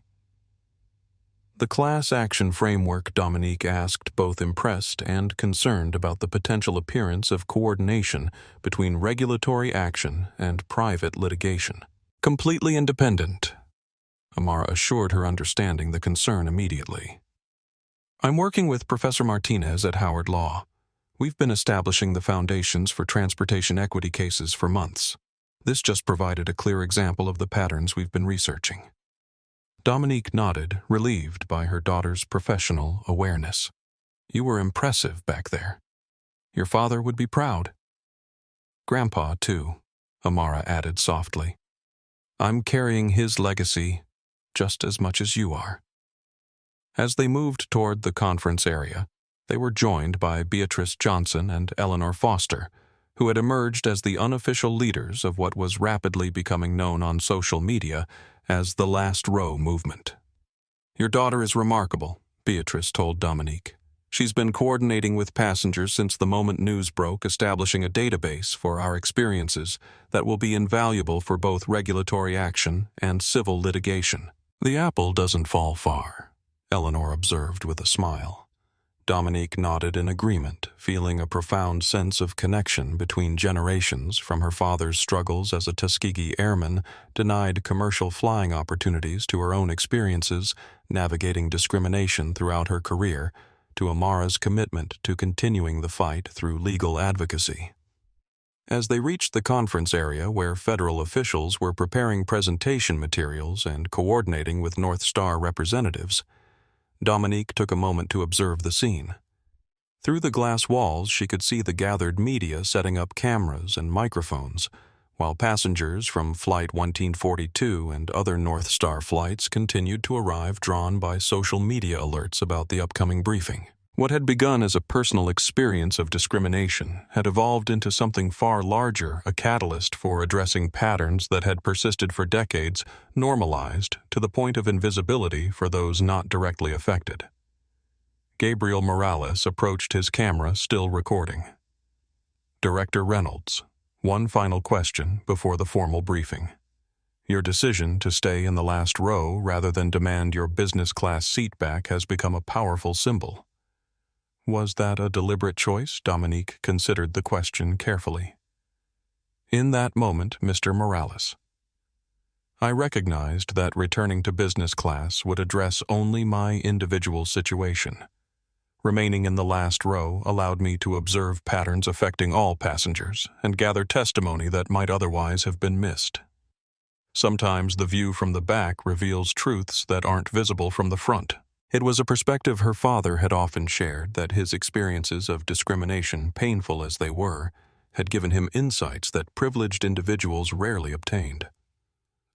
In choosing to remain in the last row rather than assert her authority for personal benefit, Dominique had honored his example and unintentionally created a powerful symbol that was resonating far beyond the confines of Flight 1842.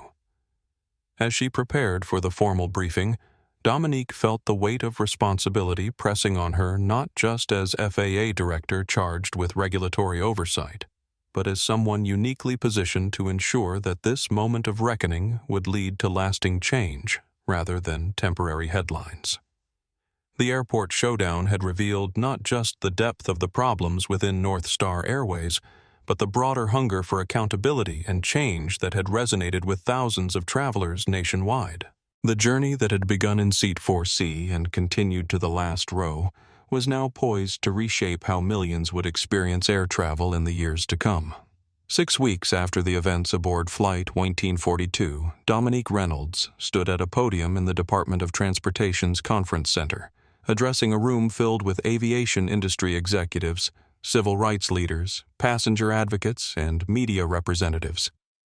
Behind her, a screen displayed the newly announced Reynolds Protocols for Equitable Air Travel, comprehensive federal guidelines designed to eliminate discriminatory practices in commercial aviation. Today marks not the conclusion, but rather the commencement of a fundamental transformation in how air travel serves all Americans. Dominique began her voice carrying the authority that had become familiar to millions through her handling of the NorthStar investigation. The patterns revealed 6 weeks ago were not isolated to one airline or one incident. They reflected broader structural issues that have persisted throughout the industry, often invisible to those not directly affected. In the front row, Beatrice Johnson sat alongside Eleanor Foster and other key members of what had become known as the 1842 Coalition, the passengers whose coordinated testimonies had provided crucial evidence for the federal investigation. Beside them, Sofia Rodriguez and other whistleblowers from various airlines watched attentively, their courage in coming forward having expanded the investigation far beyond NorthStar. The Reynolds Protocols establish clear standards for equitable treatment across all aspects of air travel. Dominique continued. From transparent booking algorithms to balanced allocation of maintenance resources across all routes. From consistent service standards regardless of passenger demographics to accountable complaint resolution procedures. These measures are not suggestions, they are regulatory requirements that will be actively monitored and enforced. From her position at the back of the room, Lucia Hernandez observed the proceedings with professional interest. Under her leadership, NorthStar Airways had undergone a remarkable transformation.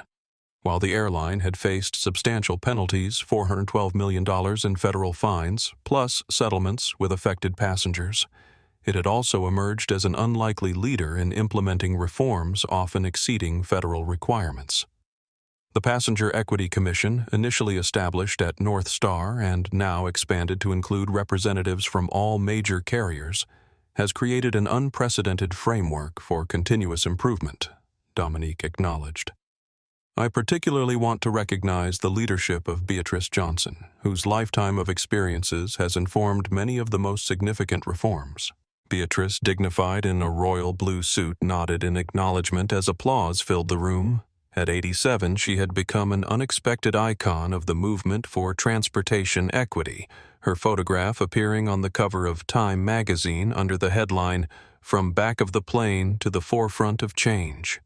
Industry-wide implementation of these protocols will begin immediately, Dominique announced, with full compliance required within 180 days.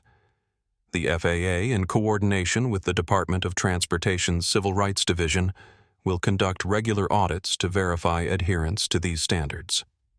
As Dominique outlined the specific requirements, industry executives exchanged glances, recognizing the comprehensive nature of the reforms. What had begun as an investigation of one airline had expanded to encompass the entire commercial aviation sector, with implications that would reshape everything from booking systems to crew training to maintenance priorities. These changes may appear challenging to implement, Dominique acknowledged, addressing the industry concerns directly. However, our analysis demonstrates that equitable treatment is not merely ethically imperative but economically advantageous. NorthStar Airways, which has already implemented many of these reforms, has reported a 23% increase in customer satisfaction scores and an 18% reduction in service-related complaints across all demographics. Lucia Hernandez nodded in confirmation from her position at the back of the room. What had initially seemed like a potential death blow to the airline had somewhat surprisingly created an opportunity for NorthStar to reinvent itself as an industry leader in equitable service. After concluding her formal remarks, Dominique opened the floor for questions. A reporter from the Washington Post was first to speak. Director Reynolds' critics have suggested that these reforms were driven by your personal experience rather than objective regulatory considerations. How do you respond? The question touched on the doubt that had troubled Dominique in the early days of the investigation. Was she allowing her personal experience to unduly influence her professional judgment? Had her own humiliation aboard Flight 1842 colored her perspective on the appropriate regulatory response? She took a moment to formulate her answer, wanting to be both honest and precise. My personal experience aboard Flight 1842 provided first-hand insight into practices that thousands of passengers had reported for years, she began. However, the Reynolds Protocols are based on comprehensive data analysis of passenger experiences across multiple airlines over the past decade. They address patterns that long predated my involvement and would exist regardless of my personal experience. She paused before continuing. That said, I would be disingenuous if I claimed that witnessing discrimination directly didn't deepen my understanding of its impact. Sometimes regulators need to experience the systems they oversee from the perspective of ordinary users. The last row provided a vantage point that illuminated realities that might otherwise have remained obscured. Gabriel Morales, whose documentation of the original incident had launched him into prominence as a transportation equity journalist, raised his hand. Director, the Passenger Equity Commission has become a model for other industries beyond aviation. Could you speak to the broader implications of this approach? The Commission's effectiveness lies in its composition, Dominique explained. By bringing together industry professionals, regulatory experts, and most importantly, passengers with diverse lived experiences, it creates solutions that address both operational realities and human impacts. This model could indeed prove valuable across transportation sectors and beyond. Near the middle of the room, Amara Reynolds, who had transitioned from volunteer coordinator to official consultant for the DOT's Civil Rights Division, posed a question that many had been considering. Director Reynolds, while these reforms address future practices, what about accountability for past discrimination? Thousands of passengers experienced these patterns before they were formally acknowledged. It was a delicate question that touched on both legal and ethical considerations. Dominique answered thoughtfully. The settlement framework established with NorthStar provides a template for addressing historical harms. While financial compensation cannot fully remediate discriminatory experiences, it represents meaningful acknowledgement and consequence. Beyond individual airlines, we're working with Congress on legislation that would create a dedicated fund for passengers affected by documented patterns of discrimination across the industry. William Parker, conspicuously absent from the proceedings, had resigned his position permanently following congressional hearings, where his testimony had been widely criticized as evasive and unrepentant. Reports indicated he had retreated to his estate in Vermont, refusing further media contact. In contrast, Thomas Bennett and Laura Wilson, the flight attendants who had removed Dominique from her business class seat, had taken unexpected paths. After initially defending their actions as compliance with company policy, both had ultimately acknowledged their role in perpetuating discriminatory practices. Thomas had left the airline industry entirely, but Laura had joined NorthStar's Internal Reform Committee, providing valuable insights on crew training and policy implementation. As the briefing concluded, attendees moved to a reception area where implementation workshops were scheduled to begin. Dominique found herself approached by Beatrice Johnson, who had become both colleague and friend through their shared work over the past weeks. "You know," Beatrice said quietly, "when I was moved to the back of that bus in 1955, I never imagined I'd live to see a day when my experiences would help shape federal policy." There's a certain poetry to it all. Dominique nodded. "Your perspective has been invaluable, Ms. Johnson. These reforms are stronger and more comprehensive because they're informed by experiences spanning decades." And now Beatrice continued with a knowing smile, "You're scheduled to fly back to Washington this evening on a NorthStar flight, I understand?" "Indeed," Dominique confirmed. "Their new policies will get their first official evaluation." "And where are you sitting?" Beatrice inquired, eyes twinkling. "Last row, middle seat," Dominique replied with a smile of her own. "By choice this time. It seems fitting somehow." Beatrice nodded approvingly. The symbolism won't be lost on anyone. From a place of discrimination to a position of transformation. Across the room, Eleanor Foster was engaged in animated conversation with airline executives, her 30 years of NorthStar customer experience providing valuable insights for implementation strategies. Sophia Rodriguez, now leading crew training programs focused on equitable service, demonstrated interactive scenarios for identifying and addressing unconscious bias. For Dominique Reynolds, observing this collaboration between individuals who 6 weeks earlier had been on opposite sides of a profound divide, the scene represented the most meaningful outcome of all. Beyond the regulatory changes, beyond the corporate penalties, beyond the personal vindication, the lasting transformation would come through this. The recognition that air travel, like all essential services, could only achieve its highest purpose when it served all passengers with equal dignity and care. As she prepared to depart for her flight, Dominique found herself pulled aside by Secretary Williams. The president called, he informed her. He's nominating you for Transportation Secretary when Johnston retires next month. The news caught Dominique by surprise. That's unexpected. Is it? Williams replied. You've demonstrated exactly the kind of leadership the department needs. The ability to translate personal insight into structural reform, the courage to challenge entrenched patterns, the vision to see beyond immediate remedies to lasting transformation. Dominique felt momentarily overwhelmed by the prospect. I'll need to consider it carefully. Of course, Williams nodded. But consider this too, from the last row of Flight 1942 to the highest transportation position in the country. That's a journey that would send a powerful message about the direction of American transportation policy. As she reflected on this unexpected development, Dominique thought of her father, of the barriers he had faced, and the dreams he had deferred. She thought of her daughter carrying forward the family's commitment to equity and justice through her legal work. And she thought of Beatrice Johnson and the countless other travelers whose experiences had long gone unacknowledged by those with the power to effect change. The prospect of expanding her influence beyond aviation to all transportation sectors was both daunting and compelling. The patterns revealed in the NorthStar investigation likely existed across modes of travel often normalized to the point of invisibility except to those directly affected.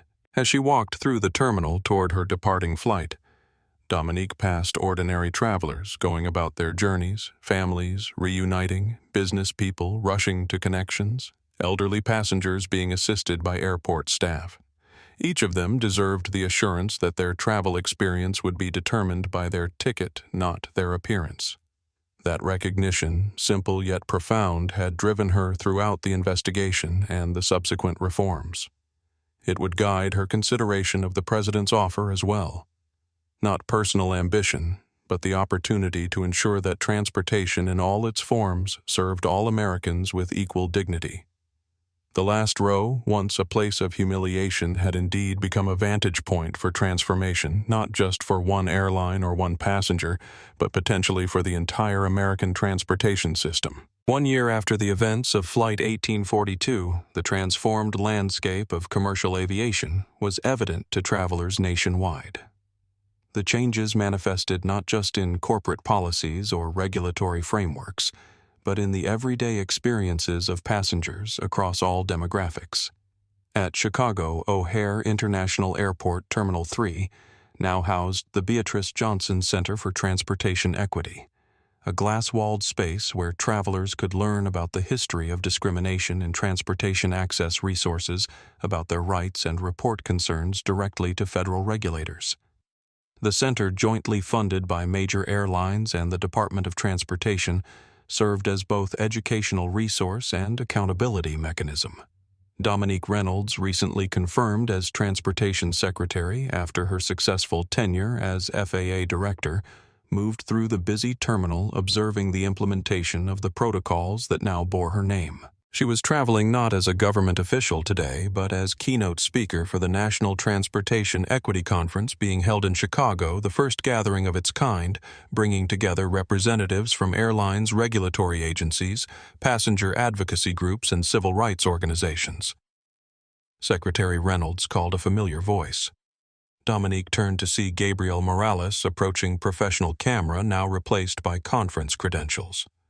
Or should I say, Madam Secretary now? Dominique smiled. Either is accurate, though I'm still adjusting to the new title. Your confirmation received unprecedented bipartisan support, Gabriel noted. Not surprising given the impact of the Reynolds Protocols. Preliminary data shows a 76% reduction in discrimination complaints across all carriers, with NorthStar leading at 94%. The credit belongs to the implementation teams Dominique acknowledged, particularly the passenger advocates who ensured these reforms addressed real experiences rather than theoretical concepts. They walked together toward the conference center, passing gate areas, where digital displays now showed maintenance status, on-time performance, and service metrics for each flight part of the new transparency requirements. Boarding processes had been redesigned with randomized sequence numbers within priority groups, eliminating the subjective elements that had previously allowed discrimination to flourish. Your documentary premieres tonight, correct? Dominique asked. Gabriel nodded. From last row to leadership screens at 7:00 p.m. as part of the conference program. Beatrice Johnson and Eleanor Foster will join me for the panel discussion afterward. I look forward to seeing it, Dominique replied. Though living through those events was quite enough documentation for me personally. As they approached the conference center, Lucia Hernandez emerged from a meeting room engaged in conversation with Sofia Rodriguez, who now served as NorthStar's Vice President for Equitable Service Standards. Under Hernandez's leadership, NorthStar had not merely survived the crisis, but had transformed it into a remarkable corporate turnaround story. Madam Secretary Hernandez greeted her warmly. Your timing is perfect. We were just reviewing the one-year implementation data across all carriers. The results are extremely encouraging. Sofia Rodriguez, whose whistleblower testimony had been instrumental in the initial investigation, handed Dominique a tablet displaying comprehensive metrics. Passenger satisfaction scores have increased across all demographic categories, with the most significant improvements among groups previously experiencing disparate treatment. Dominique reviewed the data with professional satisfaction. These numbers reflect real changes in passenger experiences. That's the true measure of success. And importantly, Lucia added the financial impacts have been positive rather than detrimental. The operational efficiencies gained through standardized service protocols have offset implementation costs, while improved customer satisfaction has strengthened brand loyalty across all passenger segments. This financial validation had been crucial in gaining industry-wide acceptance of the reforms. What many executives had initially viewed as costly regulatory impositions had proven to enhance both customer experience and bottom-line results, a compelling combination that had accelerated adoption beyond regulatory requirements.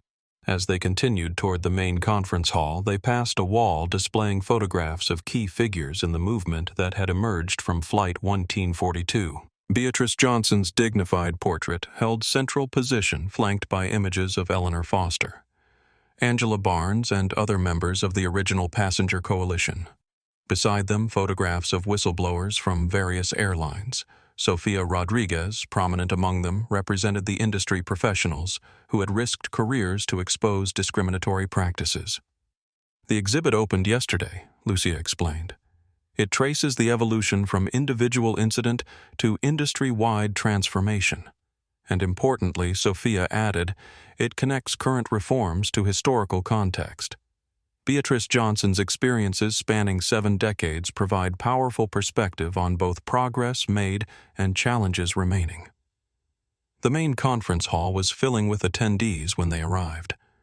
At the entrance, Dominique was surprised to encounter a familiar face, Thomas Bennett, the flight attendant whose discriminatory actions had triggered the events of Flight 1842. Madam Secretary, he said, clearly uncomfortable but determined. I wasn't sure if you'd be attending today. Mr. Bennett, Dominique acknowledged with professional courtesy. I'm delivering the keynote address. I've been invited to participate in a panel discussion on crew retraining programs, he explained.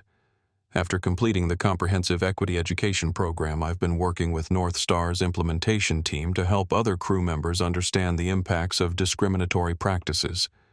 It was an unexpected development, the former enforcer of discriminatory policies now engaged in dismantling them. Dominique's expression reflected her surprise.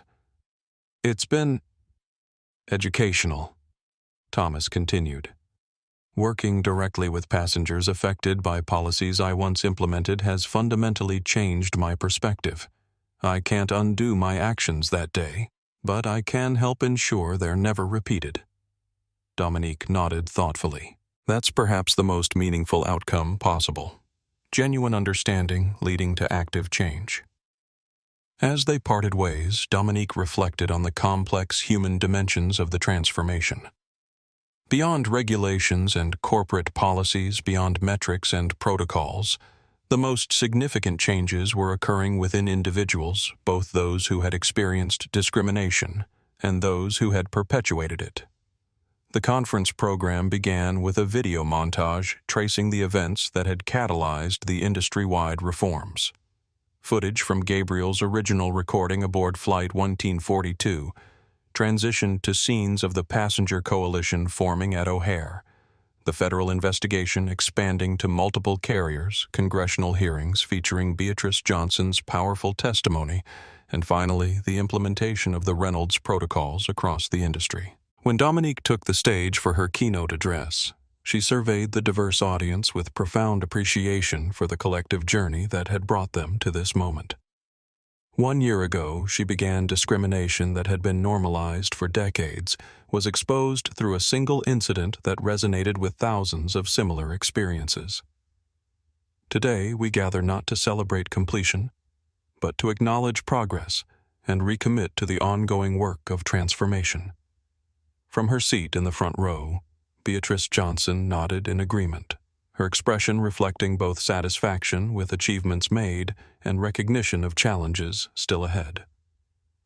The Reynolds Protocols are not merely regulatory requirements, Dominique continued. They represent a fundamental reimagining of how essential services should operate in a diverse society, with transparency, accountability, and equal dignity for all users, regardless of their appearance or background. As she spoke, Dominique noticed William Parker seated near the back of the hall. The former NorthStar CEO had maintained a low profile since his resignation, but his presence at the conference suggested an interest in the industry's evolution. Their eyes met briefly across the distance, not in confrontation, but in mutual recognition of how profoundly the landscape had changed. The metrics we've seen today are encouraging, Dominique acknowledged, but numbers alone cannot capture the full significance of this transformation. The true measure lies in individual experiences in passengers who no longer wonder if their appearance will determine their treatment in crew members who operate within systems designed for equity rather than exclusion, and in an industry that has begun to acknowledge its historical shortcomings while actively working toward a more inclusive future. As she continued her address, Dominique's phone vibrated quietly in her pocket with a notification. She would check it later, but she already knew what it would be, a reminder that her daughter Amara was scheduled to present her research on transportation equity at Howard University Law School later that week. The family legacy of confronting discrimination and working toward more equitable systems continued into a new generation. The transformation we've witnessed in air travel provides a model for other transportation sectors, Dominique told the audience. Similar patterns have been documented in rail service rideshare platforms and maritime transportation. As Secretary, I am committed to extending these principles of transparency, accountability, and equal dignity across all modes of travel. The response was enthusiastic applause, particularly from representatives of other transportation industries who had come to learn from the aviation sector's experience. As she concluded her address, Dominique recalled the words Beatrice Johnson had spoken to her in the last row of Flight 1942 1 year earlier. Make it count, for all of us who couldn't fight back. Looking out at the assembled leaders now actively implementing reforms that would benefit millions of travelers, Dominique felt a deep sense of fulfillment. The journey that had begun with discrimination had evolved into something powerful and constructive, a catalyst for change that extended far beyond one flight, one airline, or one individual's experience. After the presentation, as attendees moved toward breakout sessions, Dominique found herself momentarily alone, gazing out a window at aircraft taking off and landing in the distance. Each flight now operated under standards that ensured all passengers would experience the same level of service safety and dignity regardless of their appearance. In her pocket, she felt the weight of her father's distinguished Flying Cross, the medal she had carried on Flight 1842 and throughout the transformative year that followed. She had continued to carry it to each significant milestone, a tangible connection to the legacy that had shaped her commitment to equity. "Dad," she thought, "we've made progress. The skies you fought to defend are becoming more accessible to everyone in the way you always believed they should be." The transformation that had begun in the last row was now reshaping the entire transportation landscape, ensuring that future generations would experience travel with the equal dignity and respect that had too often been denied to those who came before. Arlington National Cemetery stretched before Dominique Reynolds, its rolling green hills dotted with white markers extending toward the horizon. She walked with measured steps along the path she had traveled many times before, carrying a small bouquet of yellow roses, her father's favorite. The autumn air carried a crisp edge leaves beginning their transition to the brilliant colors that had always reminded Colonel Joseph Reynolds of flying over New England in his P-51 Mustang. Dominique found his grave marker exactly where it had always been, yet somehow it felt different today. Colonel Joseph Reynolds, United States Air Force, Tuskegee Airman. The simple white stone carried the weight of history, both personal and national. She placed the roses carefully at the base of the marker and stood in silence for a moment, the memories washing over her like gentle waves. Her father in his uniform showing her how to fold paper airplanes, his proud smile at her Stanford graduation, his unwavering belief that the sky belonged to everyone, even when society insisted otherwise. "We did it, Dad," she said softly to the stone. "Not just me, all of us together. The changes you hoped for, the ones you fought for in your own way. They're happening." The breeze stirred the cemetery's trees, a sound like distant applause. "The Reynolds Protocols are now standard across the industry," she continued, as if updating him on a project they had planned together. "Airlines that once had two standards of service depending on what passengers looked like now operate with consistent dignity for everyone. Routes that were considered less important because of who they served now receive equal maintenance priority and safety resources." She smiled slightly, remembering her father's practical nature. "And you'll appreciate this, it's actually more efficient. Turns out discrimination wasn't just wrong, it was wasteful. The standardized protocols have improved on-time performance by 14% industry-wide." From a nearby ridge, the faint sounds of another funeral service carried on the wind, the measured cadence of military honors being rendered to another fallen service member. Dominique paused respectfully until the distant ceremony concluded. "Your generation fought battles we can barely comprehend," she reflected. "Flying combat missions while facing discrimination at home. You told me once that you never expected to see real change in your lifetime, that you were planting trees whose shade you might never sit under." She touched the cool stone gently. "I wish you could see the forest that's growing now, Dad. Not just from your seeds, but from all those who kept planting even when the ground seemed too hard to bear fruit." Her phone vibrated softly in her pocket, a reminder of the day's remaining obligations. Amara would be waiting for her at Georgetown Law School, where together they would deliver a guest lecture on transportation equity law to students specializing in civil rights. The course had been Amara's initiative, inspired by the events following Flight 1842 and the legal precedents established in its wake.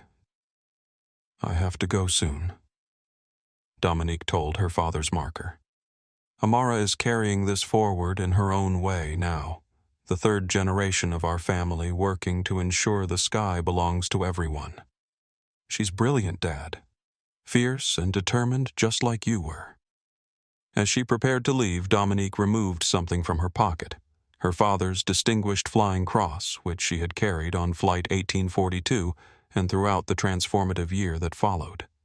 She held it for a moment, feeling its weight and significance. "I've been carrying this with me for strength," she explained to the silent stone. "But today, I want to leave it with you for a while. It's completed its journey." She carefully placed the medal beside the roses, a glint of bronze against white marble and yellow petals. It seemed right somehow, a symbol returned to its source after fulfilling its purpose in a new generation struggle. "The last row turned out to be the perfect vantage point, Dad," she said softly. "Just like you always told me, sometimes you have to step back to see the whole picture clearly." As Dominique turned to leave, she noticed an elderly man in a wheelchair being guided along a nearby path by a young woman, perhaps his granddaughter. The man wore a Tuskegee Airman cap, similar to the one her father had worn to veterans events. Their eyes met briefly, and something passed between them, a recognition, an acknowledgement of shared history and purpose that transcended personal acquaintance. The man nodded slightly, and Dominique returned the gesture with profound respect before continuing along her path. These encounters had become more meaningful since the events of Flight 1842 connections with a generation whose experiences had often been minimized or forgotten, but whose courage had laid the groundwork for present progress. Walking back through the cemetery, Dominique felt a complex mixture of emotions: grief for what her father had endured, pride in his resilience, gratitude for his legacy, and a renewed commitment to the ongoing work of transformation. The journey that had begun with humiliation aboard Flight 1842 had evolved into something profoundly constructive, not because of her position or authority, but because of the collective determination to address patterns that had been normalized for too long. As she reached her car, Dominique glanced skyward where a commercial airliner traced its path across the blue October sky. She thought of all the passengers aboard, people of every background traveling with the expectation of equal dignity that should always have been their right. Her father had once told her that true progress wasn't measured by grand pronouncements or symbolic gestures, but by the everyday experiences of ordinary people.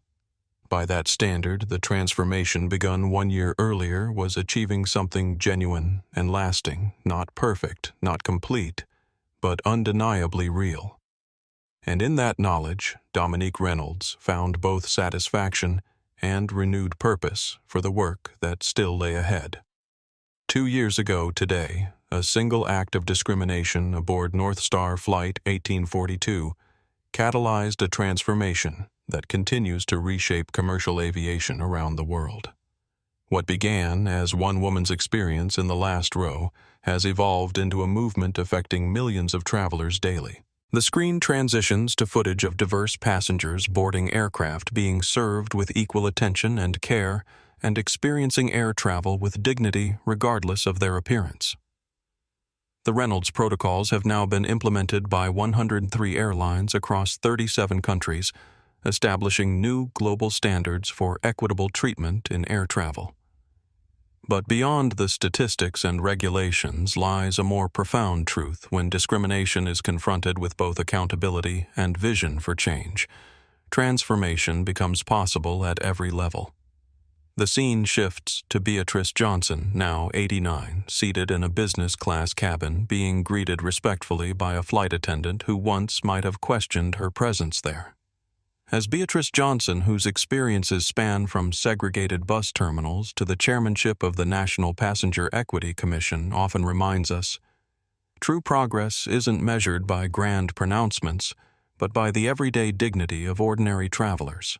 The footage transitions to Dominique Reynolds in her role as Transportation Secretary, addressing an international conference on equity in public services. Dominique Reynolds, whose experience in the last row launched this movement, continues to extend these principles across transportation sectors in her new position. Under her leadership, the model established in aviation is now being adapted for rail bus and maritime travel nationwide. The screen splits to show before and after comparisons, crew training sessions focusing on equitable service maintenance resources being allocated equally across all routes, transparent booking systems replacing the algorithmic discrimination that had once been standard practice.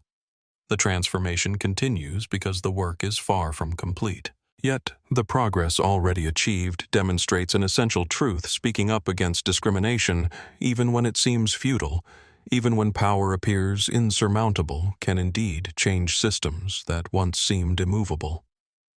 The music swells slightly as the camera pans across passengers of all backgrounds, being welcomed aboard flights with equal respect and attention. For everyone who has ever been judged by appearance rather than character, for everyone who has ever been made to feel they don't belong in spaces they have every right to occupy, for everyone who has walked the long journey from the back of the bus to the front of the plane, this story belongs to you. The screen transitions to Gabriel Morales himself speaking directly to camera from an airport terminal where travelers move smoothly through equitably managed systems. If Flight 1842 has taught us anything, it's that dignity isn't a privilege to be earned or a luxury to be purchased. It's a fundamental right that belongs to every person who takes to the skies. And when that right is threatened, speaking truth to power isn't just an option. It's an obligation that falls to all of us who witness injustice. The camera pulls back to reveal Gabriel standing near Gate C-17 at O'Hare International Airport, the very gate where Flight 1842 had docked 2 years earlier. A plaque now commemorates the events that unfolded there, reading, "From this gate, a movement for equity in aviation began. May the journey continue." Thank you for watching this powerful story of transformation. If you've experienced the impact of these changes in your own travels, share your story in the comments below. If you believe in equal dignity for everyone, regardless of appearance or background, hit that like button and subscribe to join our community dedicated to transportation equity worldwide. And don't forget to share this video with friends and family who need to hear this message of hope and positive change. Remember, sometimes the most powerful vantage point isn't at the front where everyone can see you, but at the back where you can truly see everything. Together, we can continue this journey toward more equitable skies for all travelers.